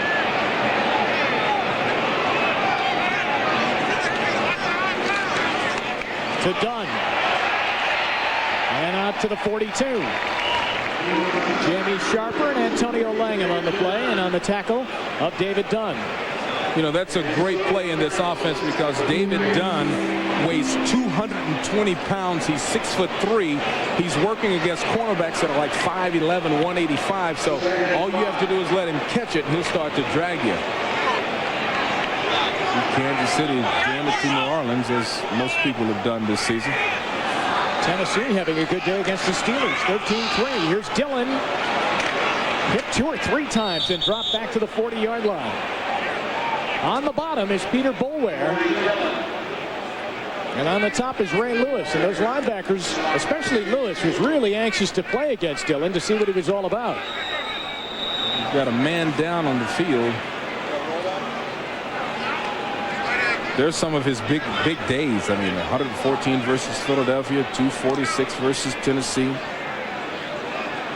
The injury is to Scott Brumfield, who is already taking the place of Ken Blackman on the offensive line, so they might be a little bit thin on that offensive line. We'll be back to Cincinnati. 11:18 to go here in the third quarter. 7-0 Bengals. This is the NFL on NBC. Third down and 7 for the Bengals. Anthony Brown replaces Brumfield, who walked off under his own power at the right guard spot. Esiason fires one over the head of Dunn at the 50-yard line, and it will be fourth down, and the Bengals will punt. Well, the Ravens have done a real good job adjusting to what Boomer tries to do. Even on the rollout here, Boomer has plenty of room, but look at the coverage. I mean, these guys are all over everyone. Little tip. The ball was tipped as it came out of Boomer's hand. So real good defense by the Ravens here. Jermaine Lewis would love to be able to pop one here and give the Ravens pretty good field position. Johnson, a good high punt. Backs up Lewis. Calls for a fair catch inside the 15-yard line. So that will not happen. They will definitely have a long field to go as they're inside the 15-yard line. Well, as the regular season wraps up, the postseason kicks off on SuperBowl.com as NBC teams up with the NFL and IBM to produce the game's official website. So you can get a sneak peek at our plans for San Diego, as well as a complete playoff analysis. Plus, try out our game arcade and win a trip for two in the IBM Drive to the Super Bowl sweepstakes. All on the internet at SuperBowl.com. Working on Scott Brumfield's ankle. It looks like they're going to retape him. You remember last year he was the guy with the neck injury that really frightened everyone. He slowly got better and better, and now he's back. Eric Zier looking long for Michael Jackson, right through his hands at the 45-yard line. A beautiful throw by Zier. That ball landed right at our broadcast position, right above us, and you could see it sail right through the hands of Jackson. Well, this is a real good throw. And, you know, you can say that Ashley got that big club in the way and distracted him just a little bit. So, as an old defensive back, I'll say, you know, the DB did that. But it was a beautiful throw. 2nd and 10.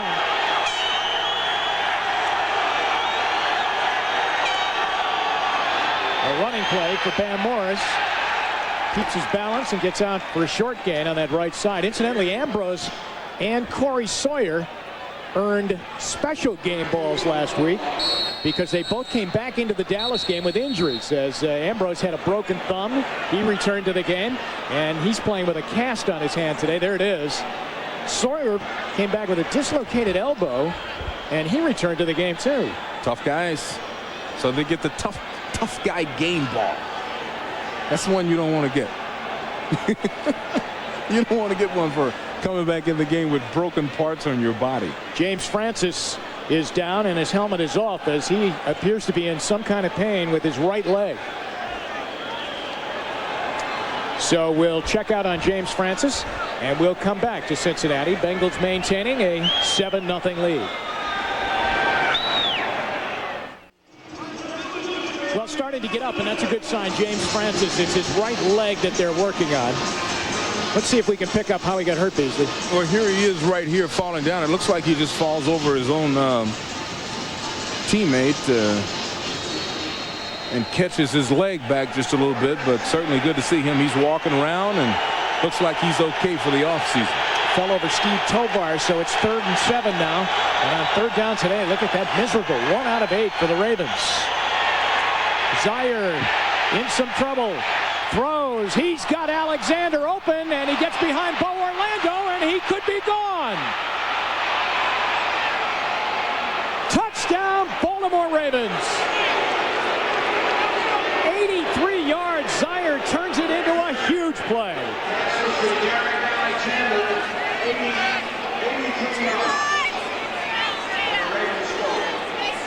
Well, this is what, you know, Coach Ted said he loves Eric Zier's escapability, his mobility. So this is creating a play here. This is what really good athletes do. And Zier with a super throw. Derek Alexander was caught from behind on a couple of big plays this season, so I know he feels real good about out-racing everyone on the team into the end zone. A team that has had a tough day offensively in one play gets right back into the game now on the touchdown pass from Zier to Alexander. Stover's kick ties the game, and it's 7-7 with 10:02 here in the 3rd quarter. I'll tell you what, Zier to Alexander, that's been a pretty good connection if you're looking for big plays, because the Ravens now hold the record for the longest play in the NFL this season. It was 2 weeks ago. Eric Zier connected with wide receiver Derek Alexander in quarter number 4 against the Seattle Seahawks. This play covered 92 yards. It's also the longest gain in Ravens history. He went 92 yards, and he didn't get a touchdown on that play. That's my point. They walked him down, and you never hear the end of that in the National Football League. Believe me, in the locker room, everybody was probably giving him the business about that. So, you know, good to see him outrun somebody into the end zone because he has great speed. So he said it would never happen again, and it didn't on that play. He was in Ted Marchibroda's doghouse a little bit. He was benched for 5.5 quarters. He didn't start a game, didn't play one entire game, and then didn't start in that Seattle game and came on and made that play and had a big day. Coach Ted taught him a lesson. He was habitually late to a few things. And so Coach said, you know, we can't have that. We can't have that. Well, now we're at 7-7 as the Bengals return men, Bieniemy and Hunden are back deep. Bieniemy from inside the 1, just in front of the goal line, has the 20 and the 30, and goes out near the 33-yard line. Chased down by Benny Thompson. You know, this is what everybody's excited about when it comes to Eric Zion. There's nothing here. He simply uses his athletic ability, throwing off balance, off the wrong foot, but a perfect spiral because that's the position he had to put his body in to get the ball there. Takes a great athlete to do that, and Eric put on a show there. Just 2 yards away now from his second straight 1,000-yard receiving season. In a tie game, this is Brian Milne. Oh, look at him carry the tackler out to the 39-yard line. He carried Ralph Staten along for a ride with him. And Staten's a big guy. Staten's a former linebacker. Milne, see, you do that for him every now and then. The guy is a blocker. He just sticks his face and shoulders in there time after time for Corey Dillon, and he gets a little showtime. He picked up 7 yards. And on 2nd and 3. Corey Dillon. Boy, no hole there as he gets out to the 40 and pushes the pile maybe for another half yard. Keith Washington was on that left corner filling in for Rob Burnett today, and he made the stop, and Staten comes up and helps out.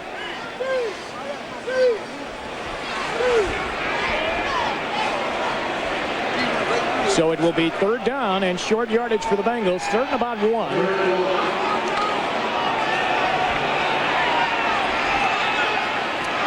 Back in the game on the offensive line for the Bengals is Scott Brumfield after a retape on an ankle. He twisted his ankle, and Dillon runs first down. Ooh, he almost slipped out of another tackle there as he got over the 45. Uh-oh, we got a flag. And a flag comes down. Peter Boulware is upset about it. Well, they thought that Corey Dillon thought he had not been tackled yet. So the Ravens defenders gave him another little shot to make sure. And it was 1 shot too many.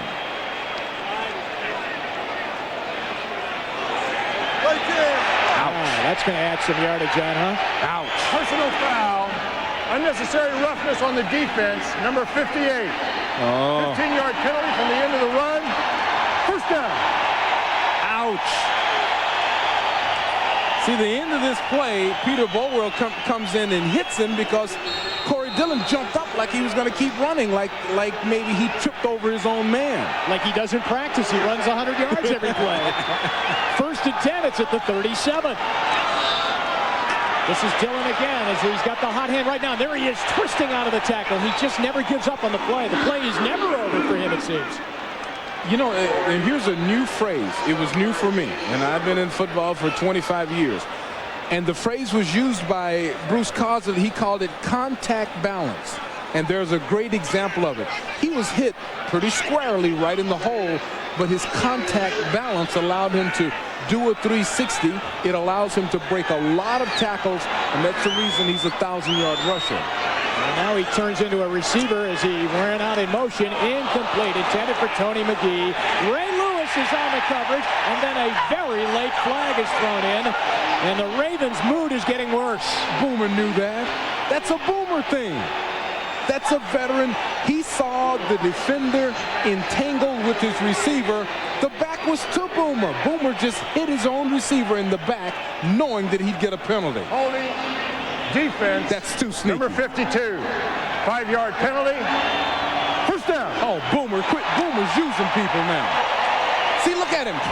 He sees them tangled up. He knows the guy's guy's not even looking at him. Yeah. He says, I'll get a penalty here if I throw it. Throws it and hits him in the leg. Boomer, you ought to quit it. McGee say, what the heck just hit me? Boomer said, what? 2 big penalties now in the Ravens. Oh, that was huge. Boomer's too slick. And another first down. The ball is at the 28-yard line. Esiason with all kinds of time. Throws. David Dunn tries to stretch out. And you see the Ravens making sure that they are not going to have any hands. No hands there. And Antonio Langham is saying, I didn't touch him. I didn't even breathe on him. It's like a police raid. It's like a police raid. Everybody's throwing their hands up. That me. Look at this. Look.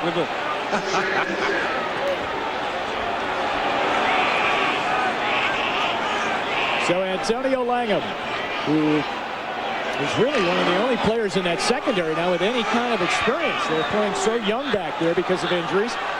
2nd down and 10, 7:36 to go here in the 3rd quarter. The Ravens have come back to tie the game at 7. Dillon with Milne, the fullback, leading the way. Puts his head down and runs down inside the 30-yard line. The tackle is made by Ralph Staten and Michael McCrary. Dillon is a big, hard-running, smooth-running football player. But Bruce Coslet says that he insists that it's more the development of the offensive line that's the reason Dillon exploded in the second half of the season and the reason Boomer is getting so much protection. 3rd and 9. Look at the protection. Look at the protection is right. Esiason looking across the middle, and it's incomplete. As he hit a linebacker out there. Actually, he hit Michael McCrary, the defensive end, who had dropped back in coverage. He had a receiver streaking across by the goal line who was open, but couldn't get it there as McCrary knocked it down. That's a big play. Oh, believe me, Boomer's upset because, you know, you give this guy, look at the time. Look at this. And look how cool he is in the pocket.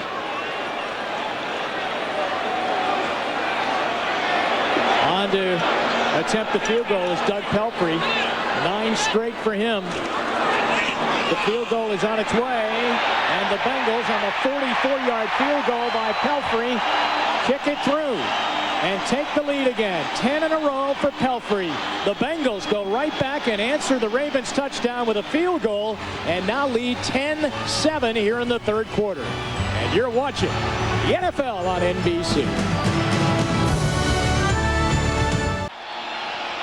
Boomer Esiason and Kenny Anderson, the offensive coordinator, mapping out the game plan strategy here this afternoon. The Bengals have retaken the lead at 10-7, their first point since their first possession of the day in the game. Jermaine Lewis waits for the Pelfrey kickoff.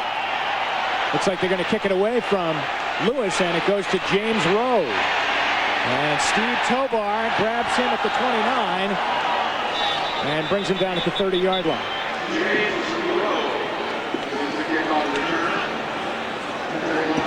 So here come the Ravens back onto the field now after their big play. They got them back tied on the 83-yard touchdown pass from Eric Zier to Derek Alexander. Zier had only 96 yards throwing the ball up until that 83-yard touchdown pass. So now he has 179 on the day. He's used 6 different receivers. As you check out the scores, keep an eye on those important games. That Minnesota game.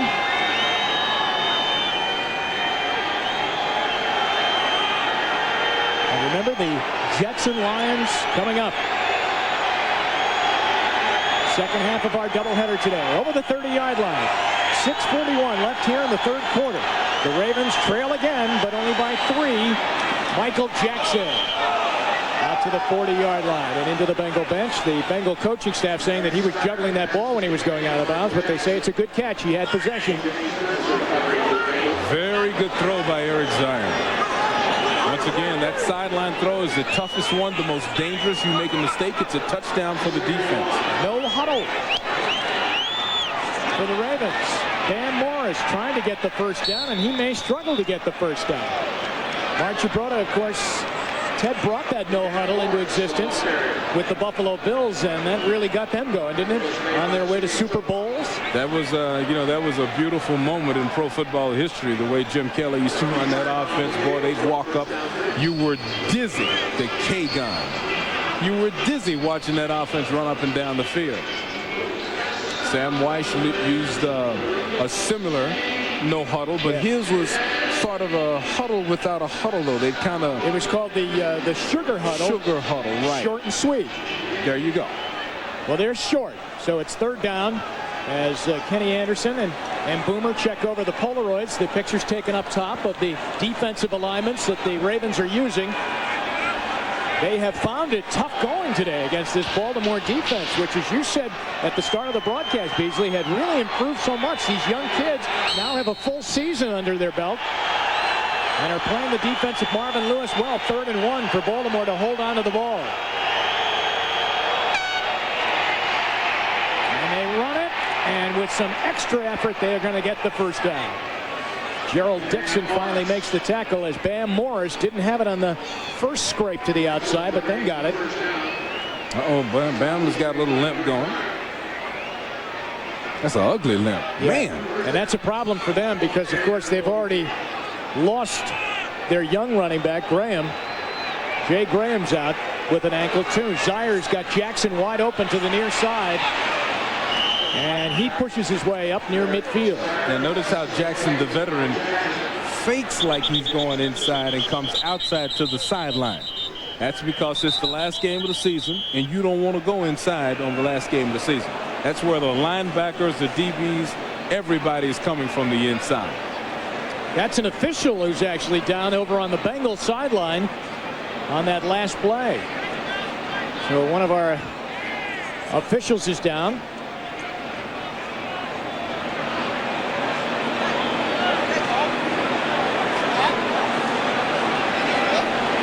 So the side judge goes down, Howard Slavin, and now he's up. I hope he's okay, because those guys, remember, they don't, it looks like his shoulder.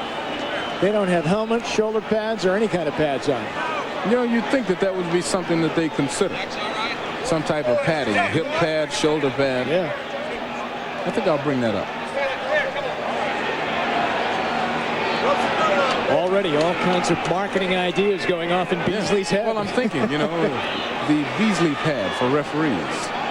So his right arm, he looks like he might have a little stinger. He's looking for some feeling down that right arm. Yeah. It's 2nd down. Jackson got 7 on the catch. The ball is right at midfield.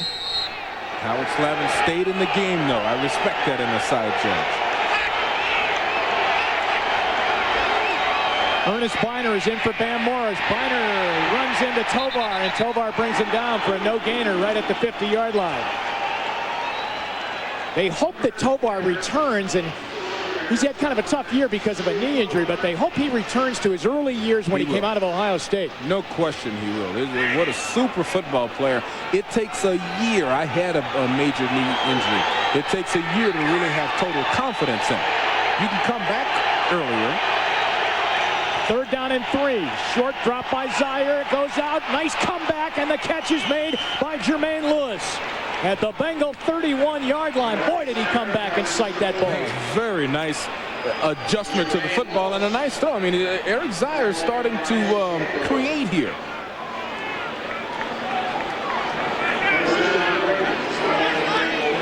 He knows 19 yards and a first down at the 31-yard line. Good catch by Jermaine Lewis. Bam Morris is back in, and he gets hit right away. John Copeland gets through and makes the tackle. He did a 360 right into a knockout is basically what he did here. Watch the 360 right into Wilson, and that's how you get hurt. I mean, you can bend a knee back, a back, have your back bent beyond that little natural window that you have, the way the human body is constructed. 2nd down and 12. Blitz coming, dumps it off. Eric Green has it. Ambrose hit him first, and then Tovar comes over to make the tackle, and they'll get back probably the 2 yards they lost on the first down play. See, once again, this is a last game of the season tackle. You know, Ashley Ambrose literally faints in front of 290-pound Eric Green, and I don't blame him. He outweighs him by 150 pounds. You want to cast on the other hand? Zaire's got 3rd and 10. Biner's in the backfield, replacing Morris. The catch made by Michael Jackson. He is up near the first down. Needed to get to the 21-yard line, so the spot will be all important here. 3 minutes to go in the 3rd quarter. Zaire's closing strong in this game. I mean, he started out in the game a little inconsistent, a little unsure of himself, I thought. But here in this series, he's been very decisive, made some really good throws. Of course, there was the great throw, athletic escaping throw to Derek Alexander for the long touchdown. So he's closing in the second half really strong on his 3-game audition, if you will. 6 inches. Decision now for Ted Marchibroda. Do you go? Go. Got to go. What's tomorrow? Tomorrow's the off season. Tomorrow's Monday. What? And it's just a day for meetings and go home. They won't even look at the film tomorrow. They'll get together, they'll clean out their lockers and go home. You have to go for this. All right, crowd is up. There is no tomorrow. 6 inches for a first down. 10th play of the drive.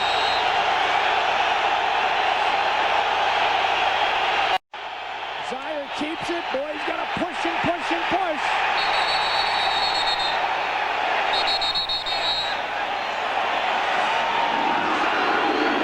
Ted Marchibroda saying, I think we got it. The Bengals defense is saying, we pushed him back. They're not even going to measure Beasley. Ball goes over to Cincinnati. Yeah, I think the ball came out of his hand before they blew the play dead. What a hold by Tovar, Dixon, and the rest of the Bengal defense. Well, the Bengal D is saying, if not now, when?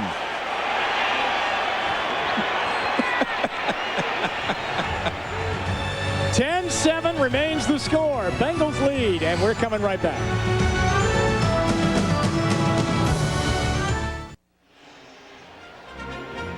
You know, in honor of the holiday, both of these teams have Christmas wish lists, and let's take a look at their needs for next year. We'll start out with the Baltimore Ravens, number 1 on this holiday season.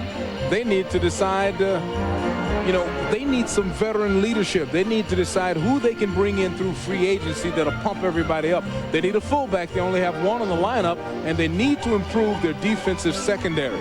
Now, for the other team, the Bengals, they have needs and wishes on this beautiful holiday season. They need to resolve their situation at quarterback. Is Boomer coming back? Upgrade their defensive talent. They've got a lot of talent on the offense. They need to keep it together. It's young and very talented. Like this guy right here, Corey Dillon, and Dillon took the pitch to the outside and runs it up, and he'll have a tough time getting back to the line of scrimmage because knifing through was James Jones and Kim Herron. In fact, one of the Ravens, and it's Larry Webster, I believe, ended up without his helmet on the play. 2nd and 10, no gain for Dillon. That's always a bad thing in ending up without your helmet. Darnay Scott is another one who is a free agent at the end of this year. His contract is up here in Cincinnati, so you're right. Good offensive players, and they have to keep them. Esiason to the middle of the field. He had a man wide open at the 30-yard line, and it's thrown behind him as it was intended for Darnay Scott. Boomer's very upset with himself after that throw. Just, he had his head down, dejected, because it was wide open. And here's a perfect look at it. Boomer knows where to go right now. And it just came out of his hand weird. That was right there, wide open in the middle of the field. Darnay Scott will make millions somewhere, if not here, someplace else. He said he'd like to stay here. 3rd down and 10.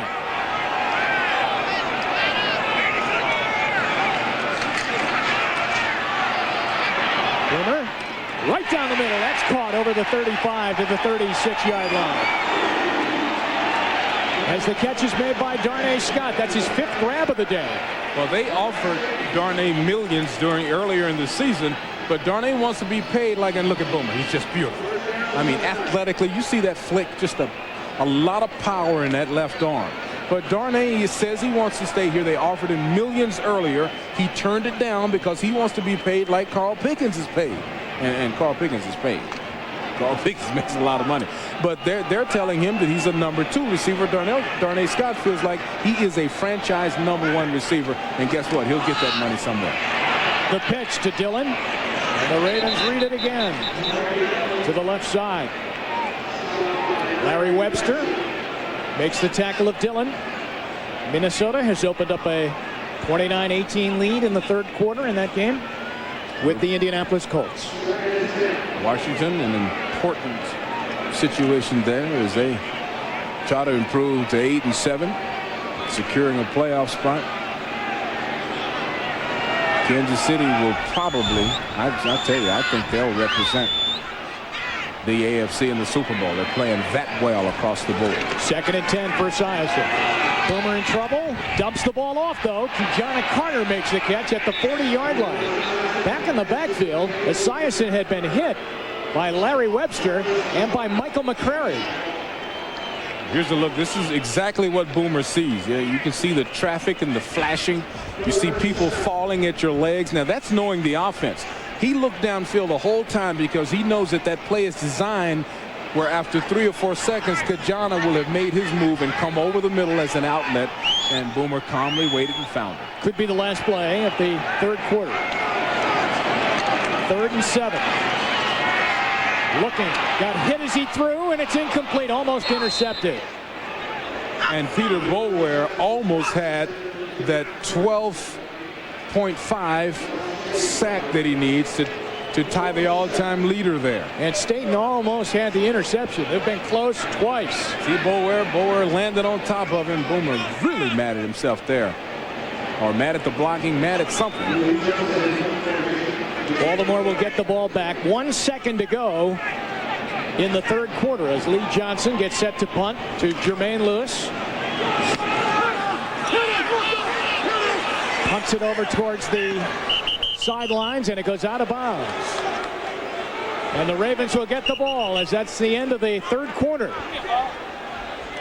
with Cincinnati leading 10-7. And we'll be back after these messages from your local station. This is the NFL on NBC. The 4th quarter set to begin here in Cincinnati.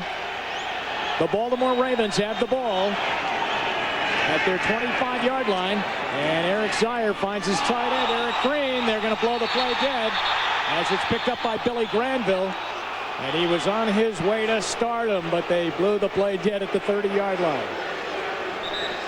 So the catch is good. Let's see. Oh, so they gave him the catch, and they gave him down by contact. Okay. 5 yards, 2nd down and 5. Baltimore down by 3. Looked left, now looks right. Looking for someone to create a play. And underneath, the catch is made by Derek Alexander. And he should be up very close to the 1st down at the 35-yard line. And even bigger for his career. I believe that catch puts him over 1,000 for the season. Yeah, he was just 2 yards shy of that. So that's back-to-back 1,000-yard, 1,000-yard seasons for Derek Alexander, and that starts to put you up in that next level when you do that a couple of times. And on 1st down, Zier again finds Michael Jackson, who gives up a couple of yards to try and run back and maybe get himself some more space, and goes down at the 40-yard line.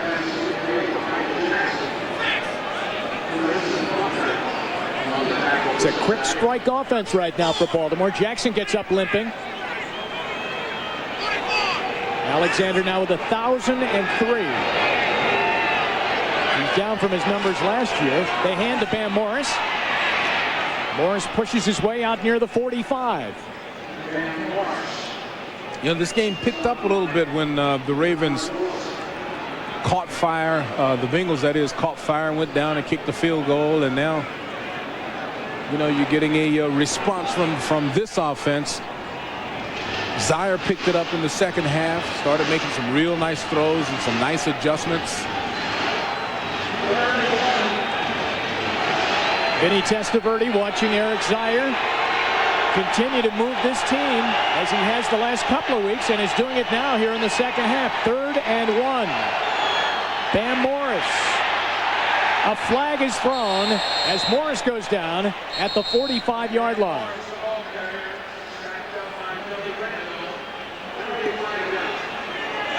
Oh, boy. Holding Baltimore. They had the 1st down, too.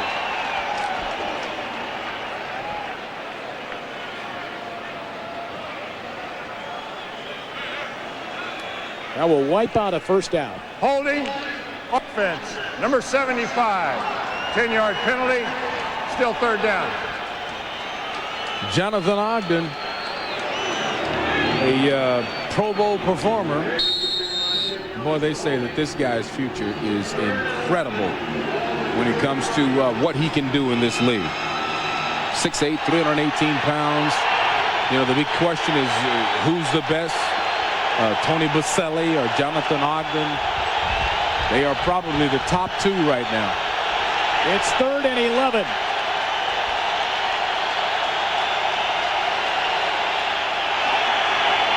Dyer throws, but that will be short of the first down. Derek Alexander makes the catch, which is nice for his yardage, but he's short of the first down. He went right over to the sideline, and they didn't give themselves a shot to get that first down. Well, it's, you know, it almost makes you wonder whether or not he broke this route off too soon. I mean, you don't know what maybe the route was designed for him to catch it and maybe break a tackle, but normally you run those deep enough to guarantee the first down. Montgomery to punt. This will be his 8th punt of the afternoon.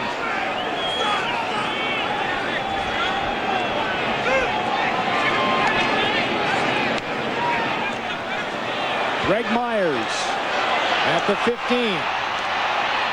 And he'll get up to about the 19-yard line, about a 4-yard return. And we'll step away with 11:58 to go in the 4th quarter.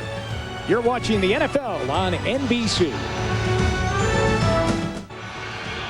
11 minutes and 58 seconds remaining in the 4th quarter. Boomer Esiason and the Bengals have the ball at their own 19-yard line. They lead 10-7. They've never trailed in the game.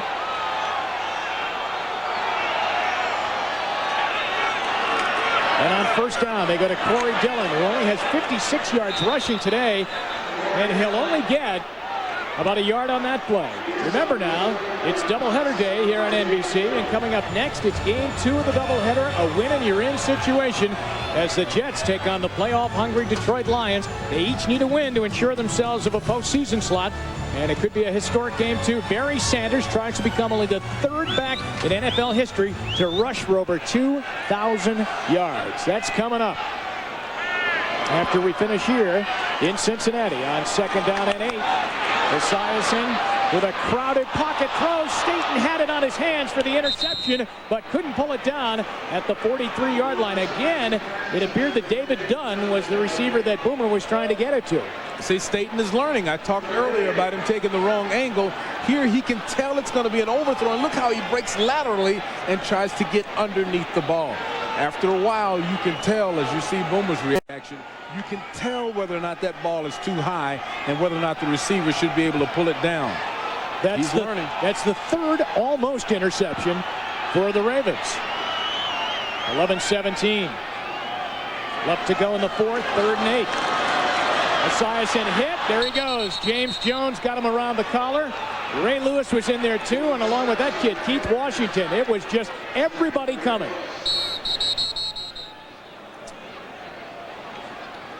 And see, the watch here is on number 58, Peter Bulwer, but Kevin Sargent leads him way outside. Bulwer is the one who could set a record, but you see just the pocket collapsing. Boomer could tell it, and Boomer just collapsed underneath it to give up on the play. Michael McCrary is injured, and he actually came into the game a little dinged up and didn't play that much last week in the game with Tennessee. He has 9 sacks on the year, as he was a part of that parade back into the pocket after Esiason. Well, let me tell you something. He's got 20.5 sacks in his last 22 games. So talk about a hot football player. Mike McCrary is one. Now the Ravens have to be thinking that with Lee Johnson punting from his own end zone, they will finally get some field position in this game.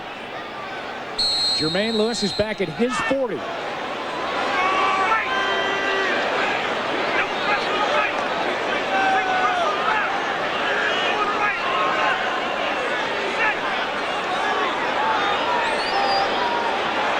What a long count.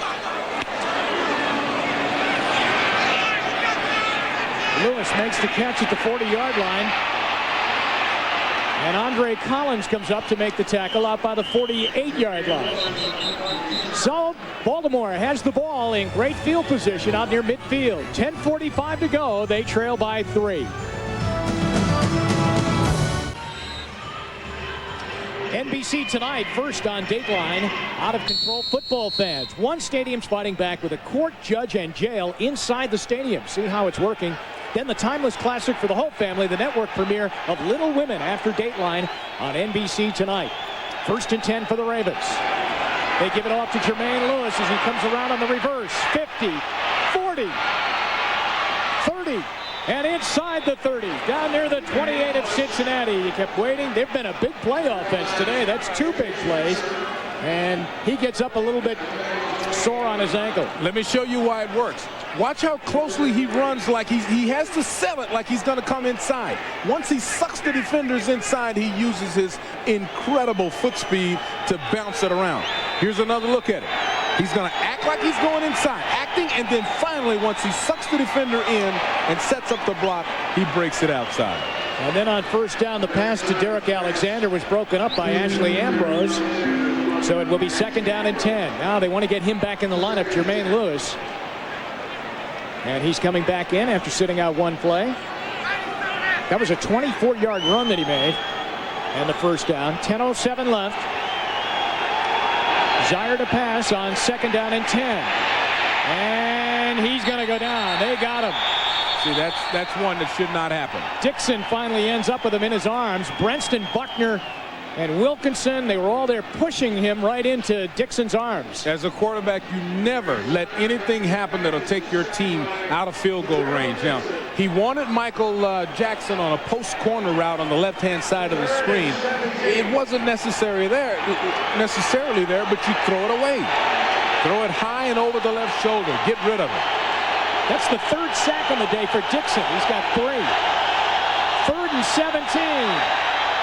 A stretch out and a catch by Eric Green inside the 30 near the Bengals 26-yard line, but still short of the 1st down. But more importantly for Zaire, he gets himself out of trouble, puts his team back in field goal range, and now they've got a chance to tie this thing up. And for the first time today, they'll attempt a field goal as Zaire goes over to the sideline. Now Matt Stover in to kick has missed his last 4, and in fact last week he had 2 blocks. So you know what he's thinking. I mean, he doesn't have a positive mindset right now. Snap is good. Kick is up. And he missed again. That's 5 straight that Stover has yanked and missed wide as he misses from 44. I hate to see that happen to anybody, because now you're talking about job threatening. You miss this many field goals in the National Football League, and they start looking at you funny. And as you could see, nothing wrong with the snap or the hold, and they're still 3 down.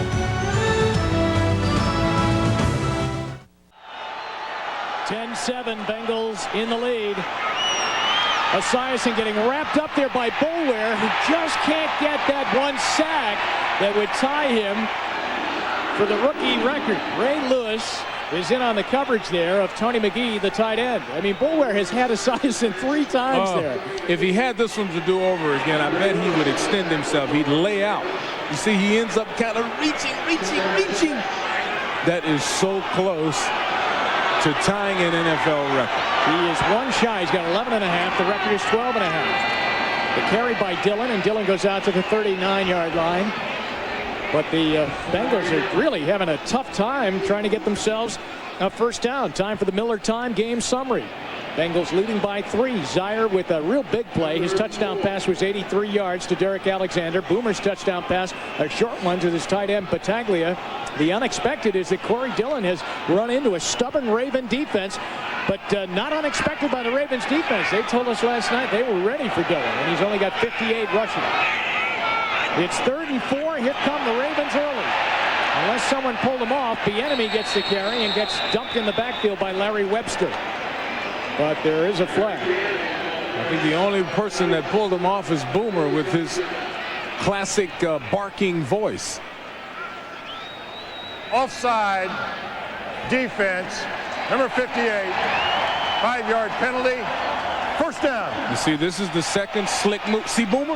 Yeah. You see his head jerk? That's the 2nd slick move by Boomer, where he has just toyed with these defenders. You know, he's pulled this before. Over and over again. Experience. Toying with these children. How do you police it? 1st and 10. The ball is at the 45, and being the sagey veteran that he is, he'll get a first down any way he can. He gets away from the rush by Washington, throws one right on the turf at the 45-yard line. The Ravens are saying it's incomplete to Hundon, and it is. Good effort by Hundon. You know, because of the pressure,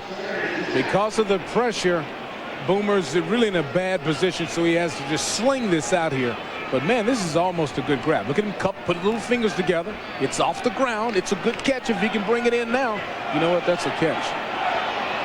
How about that? Yeah. That's a catch. 2nd and 10. Hundon to the sideline. Dillon back in the backfield to David Dunn, and Antonio Langham is all over that play. What a first time. Wow. That's the 3rd time they have used that play. Dunn gained positive yardage on the first 2. Antonio says, you can fool me once and fool me twice. And maybe twice. And if you run a stop and go on the next one, you might fool me a 3rd time. I tell you, that's what I'd come back with. I'd come back with a stop and go. Is that what that sets up there? Oh, absolutely. 3rd down and 10. They changed some personnel in the Bengal offensive unit. Carter and Bieniemy come into the backfield. Hundon is in right there at the corner of the screen.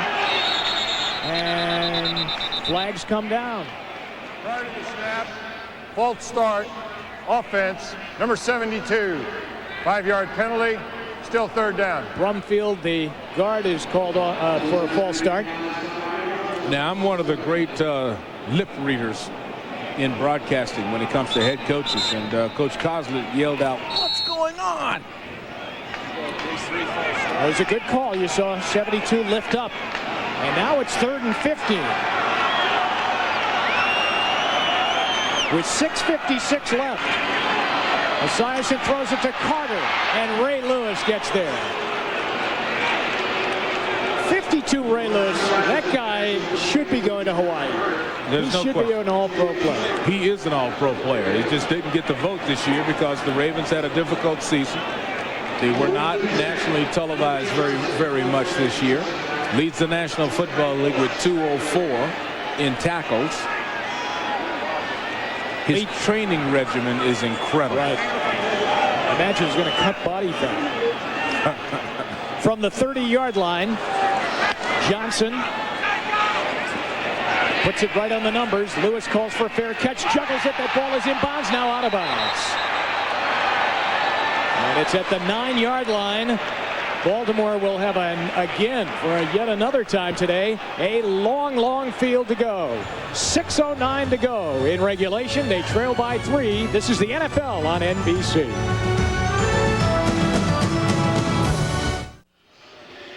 So here's your situation. 6:09 left, 4th quarter. And the Bengals leading 10-7. The Ravens, after missing a 44-yard field goal on their last possession, now trail by 3 and have 91 yards to go with 6:09 left. This might have to be the drive.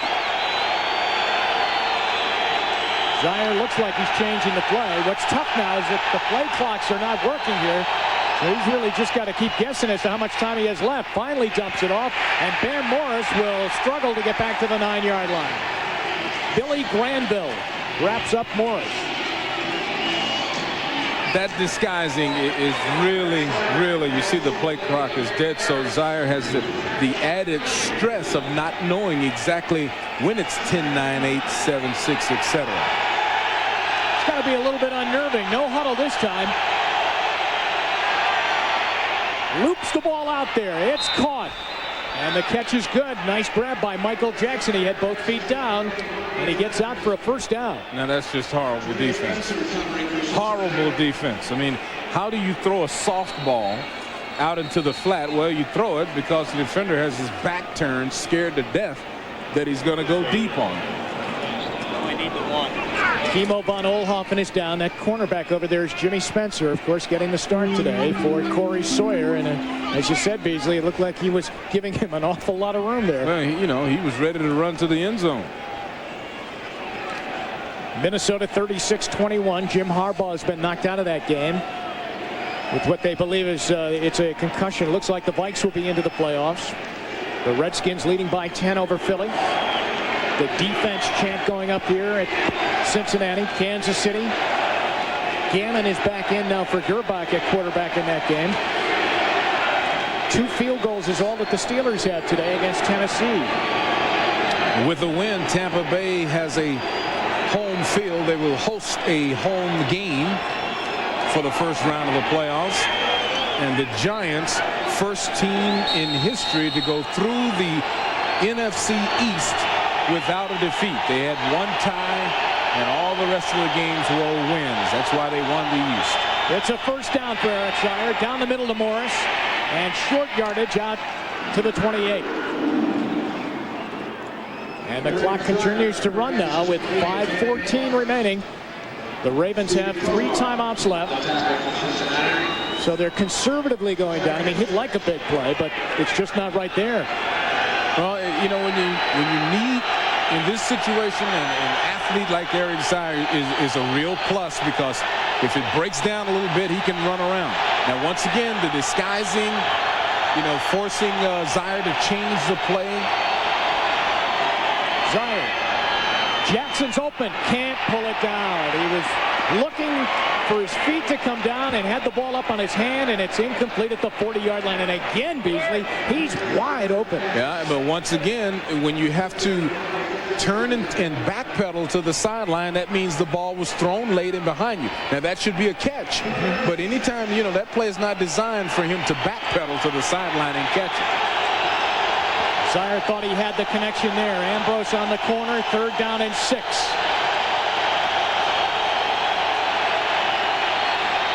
That is almost picked off by Ashley Ambrose. He steps in front of Jermaine Lewis.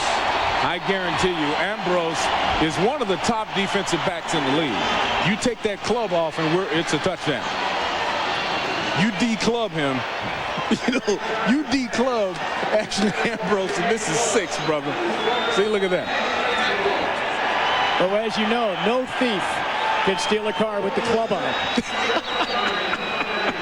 Montgomery back at his 15. As the Ravens now will have to give the ball back and get some defense and get the ball back. Myers calls for a fair catch at about his 25-yard line. Now the crowd is booing there. They wanted him to return, but possession is so important right now. If that ball spits out there, look at where the Ravens would have it. Possession is 9/10.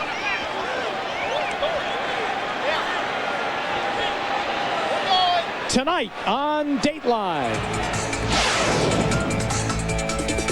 Out-of-control football fans. One stadium's taking them on with a court, judge, and jail inside the stadium. It's happening. See how it's working. Dateline tonight. Then, the timeless classic for the whole family. Little Women after Dateline. NBC tonight. And on first down, Corey Dillon runs for another loss. Jamie Sharper. Dillon's losing yardage as the day goes on.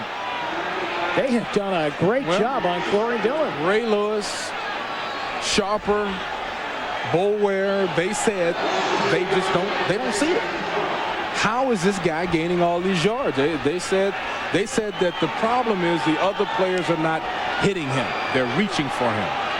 Dillon, 57 today. Look at those defenses that he had huge games against. Dallas, Tennessee, and the Eagles. Esiason, a little bootleg. Down the middle of the field, wide open, Donnie Scott! Touchdown!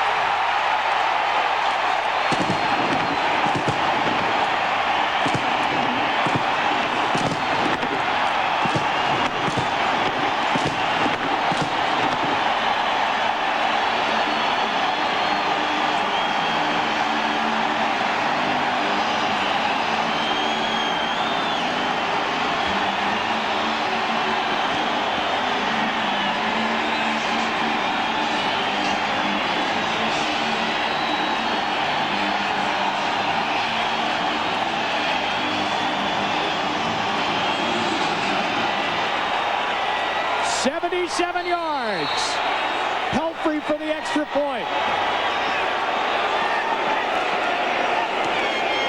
Oh, and he hit the upright, I believe, with it. He clocked the upright, and it's no good. So it remains 16-7. So Mike Brown is saying, man, Now it's going to cost me $3 million to get him to come back. And the networks, like there's 3 or 4 networks that are saying, man, now it's going to cost me $2 million to get him to leave. This guy must have had an operation. He must be bionic. That must be a mechanical arm. That arm in this cold weather, that was a bullet.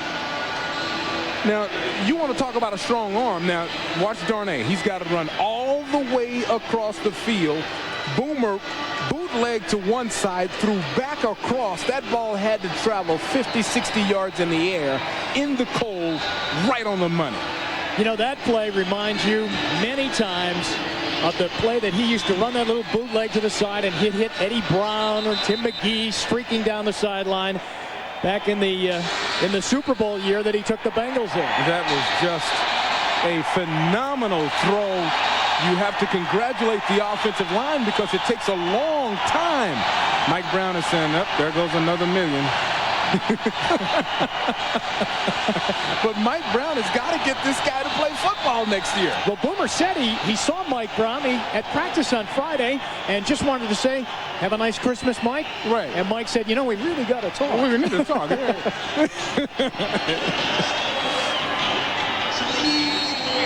Boomer continues to have an amazing season.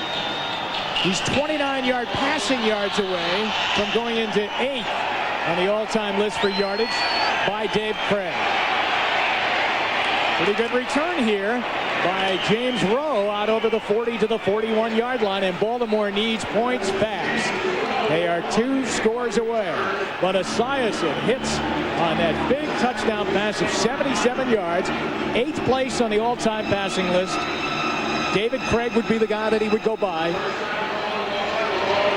I don't know if he's going to get a chance to throw anymore, though, today with 3:31 left. It's an amazing story. It is the comeback story in the National Football League this season.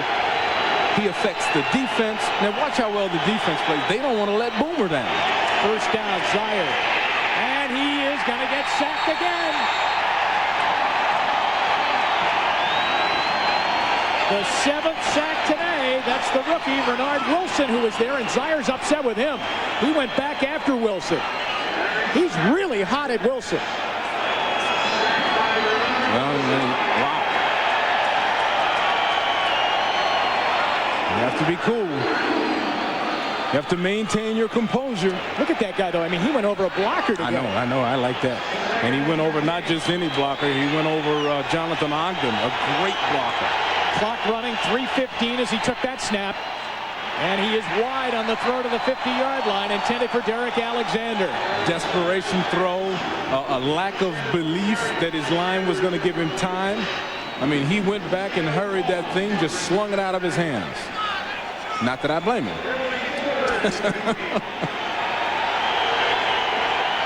7 sacks today. They've had a great second half of the season, picking up the Dick LeBeau system. The catch made by Jermaine Lewis. He's got to get that first down.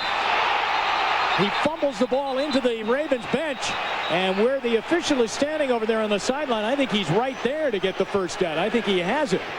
Well, you see what Eric Zaire can do when he has time. That time he was able. Jermaine Lewis is down. He went down hard. Yes, he did. Because he really left himself unprotected when he went down trying to get that extra half yard. He's a fighter. He is just a fun guy to watch. He's grabbing his leg, but he is walking. Now watch him just sell out trying to get to that line marker. And really Meyer hung on to that leg. And it's his right leg. Yeah. But he's up and walking. It's a first down. They hand the ball to Bam Morris, and a flag is thrown as Morris goes down at the 46 of Cincinnati. Could be holding again. Wally Williams is pleading his case. He's 63. As we check out Lewis. And it is a penalty coming up against Baltimore. Now this kid, look at that yardage, Beasley, and he was out 5 games with an injury. See, offense, number 69. 10-yard penalty, still first down. And you also have to remember that Jermaine is a miniature player. I mean, this guy is 5'7", 170 pounds in his second year. So he's like a little water bug, extremely fast, but even quicker than he is fast. Well, let's hope he's okay. The right leg as they continue to work on it, because The Ravens really need him back in there. 2:46 to go. Out of the backfield, Bam Morris trying to get away from Copeland. He does. And fights it over the 45 to the 46. But they need 2 scores. They need a big play fast. Andre Collins makes the tackle along with Gerald Dixon. It's double move time. You know, I go Michael Jackson with a curl and go, a post corner, some type of double move route. Down the middle of the field, good defensive play as the ball is knocked away by Ashley Ambrose again. I think he's going to get another game ball today. Well, who else? Ashley Ambrose is one of the great DBs in this league. Look how comfortable he is. He knows he has help over the top, so he allows the receiver to pass him by, gets in his hip pocket, drags underneath, and knocks it down. And it's 3rd down at 15. Ambrose lines up again. Just don't mess with Ashley. He's playing on the slot man this time. That's Yarborough who's in there for Lewis. A blitz coming from the outside. Eric Green makes the catch. And he's going to be well shy of the first down on 3rd and 15. And we're at 2 minutes remaining in the 4th quarter. Down to the 2-minute warning. The Bengals leading 16-7 over Baltimore. And you're watching the NFL on NBC. It's been full circle for Boomer Esiason. He really has come home again here to Cincinnati. Remember, he joined the Bengals out of the University of Maryland in 1984, and 4 years later, he took Cincinnati to the Super Bowl. Then in 1993, traded to Bruce Coslet's New York Jets. From there to Arizona as a free agent.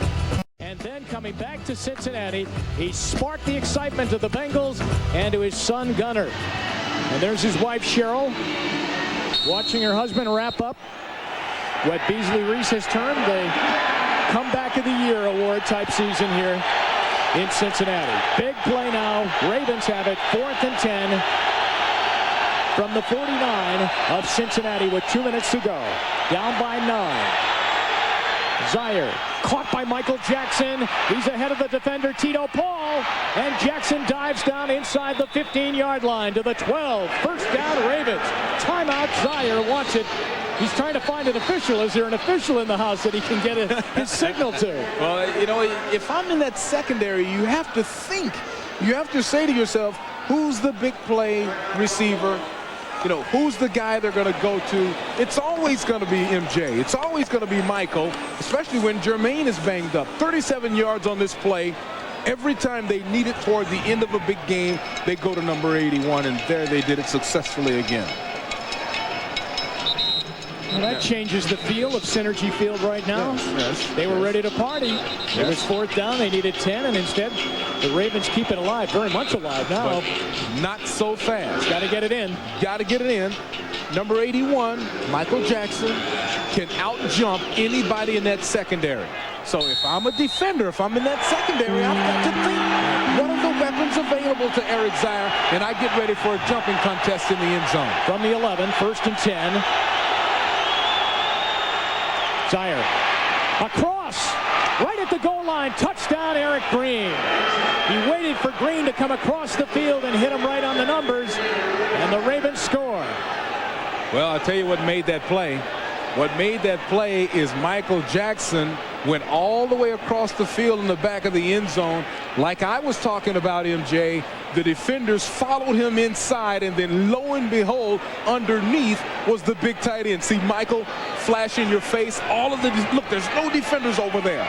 All the defenders went in with Michael, and Eric Green's available for the touchdown. So now Matt Stover on for the extra point. And the kick is good. And now you wonder which missed kick will be the most important in this game. The missed field goal from 44 by Matt Stover, or the missed extra point by Pelfrey that he rang off the upright. Well, the key is what happens on this onside kick. There are two different kinds. There's the kind that you roll and hope for a bounce, and there's the kind that you kind of flub and hope for a catch at the back end. See how he came from the other side of the field. Michael Jackson had cleared out by looping his 6'3" high jumping frame across, and just real good play calling there. by the Ravens. Scott O'Brien huddles up that special teams unit. Scott O'Brien's the special teams coach on the sideline. Benny Thompson, the special teams coach on the field for the Ravens. And he'll get them ready. Remember, great game coming up. Bill Parcells has got his game face on right now. He's probably had it on since early this week. And I don't know who to root for. I have so much respect for Barry Sanders. I hope for him to get 2,000 yards. And then I played for Bill Parcells, so I'm all confused. I mean, this is going to be a great football game coming up. The Jets need it. Detroit needs it, and everybody in Detroit is taught, and it really, people who love football and respect high achievers, you know, you have to be pulling for Barry Sanders to get to 2,000. Here we go. Onside kick time. 1:40 left. They're down by 2. There it is. They wait for it to hit, and it goes out of bounds. There's a flag down, and there's another flag down. Well, the ball was touched before it traveled 10 yards. See, even then, that was not a good kick by Stover. Stover is just off. First short free kick out of bounds. 5-yard penalty, re-kick. All right, so you get to do it again. See, this is going to go to, this is too dramatic of an angle. See, at about, see, it lands at about 8. Because Kim Herring, number 20, was standing there just kind of urging it to go the extra 2. Really, it works best when you bounce it off of the opponent. You know, you roll it down, it takes a weird hop, it bounces off one of the Bengals, and then one of your guys is there to jump on it. So they try it again. This time he has it up on the tee at the 25-yard line after the 5-yard penalty.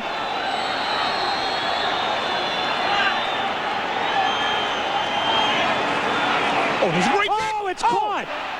He caught it right away. Priest Holmes catches the ball, but it didn't go far enough again. They blow the play.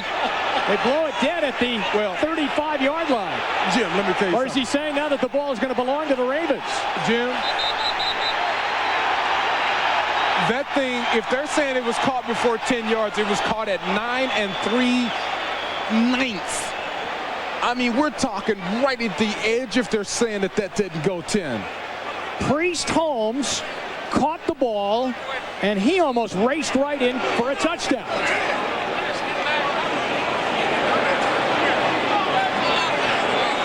So we'll have a conference on this. Lobbying. That's called lobbying. This is called lobbying. Here it is. Here's the call. Illegal touching of a short free kick. Penalty is declined. First down. And it really, it goes totally against the Ravens. All right, count the yards, Beasley. All right, here we go. Here we go. From the 25. There's 5. See, right there, you know, that looks so close. I mean, we're talking less than inches. But, you know, they have an official right at the 10-yard marker, and his trained eye is doing nothing but looking down that line. And it remains 16-14 with 1:39 left. The Ravens can stop it twice.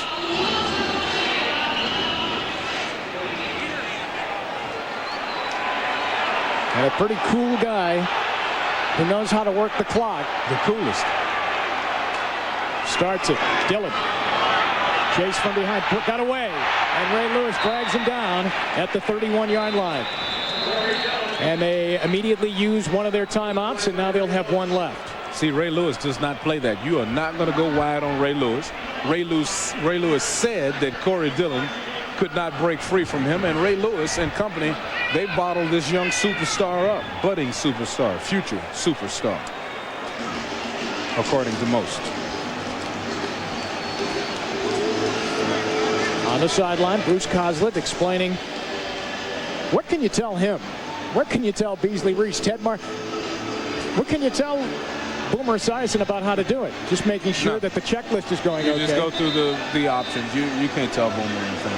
Now on the other side, Tedmar Gibrota is still arguing about that about the onside kick, and Ted, well, he should. Yeah, Ted is still mad. The official is saying, please, Ted. And he's happy.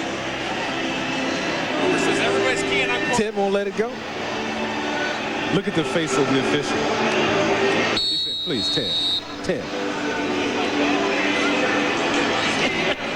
Second down and 7. Brian Milne is the blocking back for Corey Dillon. With 1:30 left. Back to Dillon. Dillon's going to get the first down. There's a flag thrown, though, at the 15, 10, down inside the 10 at the 8-yard line. But there is a flag, and it is holding, and it is against Cincinnati. Dillon is deceptive in his speed. And now, see, I finally saw it. You see him turn the corner there? I mean, holding offense, number 89. 10-yard penalty, still second down. Marco Battaglia, who caught a touchdown pass and a great pass before that on the first possession of the day, is hit with the holding call. Now, I want you to watch Corey Dillon because Ray Lewis didn't see it, and I haven't been able to see it on film, but this big man can fly. I mean, right now, this is speed. And really right here, that last couple of strides, I mean, he has tremendous length in his stride. Speed equals stride plus number of strides you put down on the ground, and this guy can pick him up and put him down. Remember that, kids, when you take your SAT. On the math side, here's Esiason. He's going to throw. All kinds of holding going on over there on the side. David Dunn almost ended up without a jersey as Antonio Langham grabbed him. Guess what? Great penalty. It is a great penalty. It would have been a touchdown. Great penalty, Antonio Langham. Pass interference, defense, number 38, automatic, first down. I like that. I like his first down. I like his first down call. But look, see, he's got you beat. You know he's fooled you. You have been duped, deceived, and befuddled. So grab the guy, let it be first down. Now your defense still has a chance to make a play. It would have been a touchdown. A minute 15 to go. Here we go. They have one timeout left. And Boomer goes down to the knee. And the Ravens will stop it, I'm sure. They still haven't. They have called it a season. A minute 6 now left. Yep, timeout Ravens, their last now of the day. And Boomer and the Bengals on their way to a victory as they'll squeak one out here today if they can hang on the final 112. The Ravens have been penalized today a total of 100 yards. And a missed 44-yard field goal by Matt Stover, his 5th straight miss, comes up the difference. That was big. That was a big miss.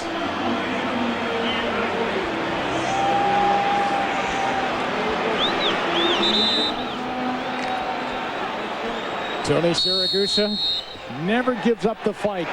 Over on the sideline behind his head coach Ted Marchibroda. Boomer down to the knee on 2nd and 11.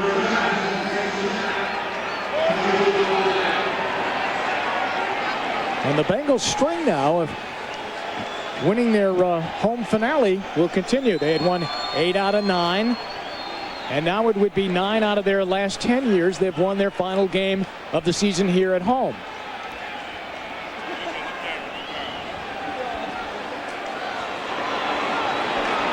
Really entertaining football game, though. Just following the story of Boomer Esiason. He goes down again on 3rd down and 12. And obviously a lot of emotion still out there. Tony McGee gets into a little bit of a pushing match. But that is going to do it. Bruce Coslett and the Bengals finish out the string very strong. Led on by a 36-year-old quarterback, Ted Marchibroda. And the Ravens will end it with a 6-9-1 season as the fireworks go off here in Cincinnati. And there's your final count of this regular season as the Bengals win this afternoon 16-14. Once again, the final score today, Cincinnati 16, Baltimore 14. Coming up next on NBC. Game 2 of our doubleheader. Don't miss it. The Jets and the Lions with a playoff berth on the line at the Silverdome as we watch Barry Sanders try and go for 2,000 yards. For Beasley, Reece, I'm Jim Donovan saying so long from Cincinnati. You're watching the NFL on NBC, network of the Super Bowl.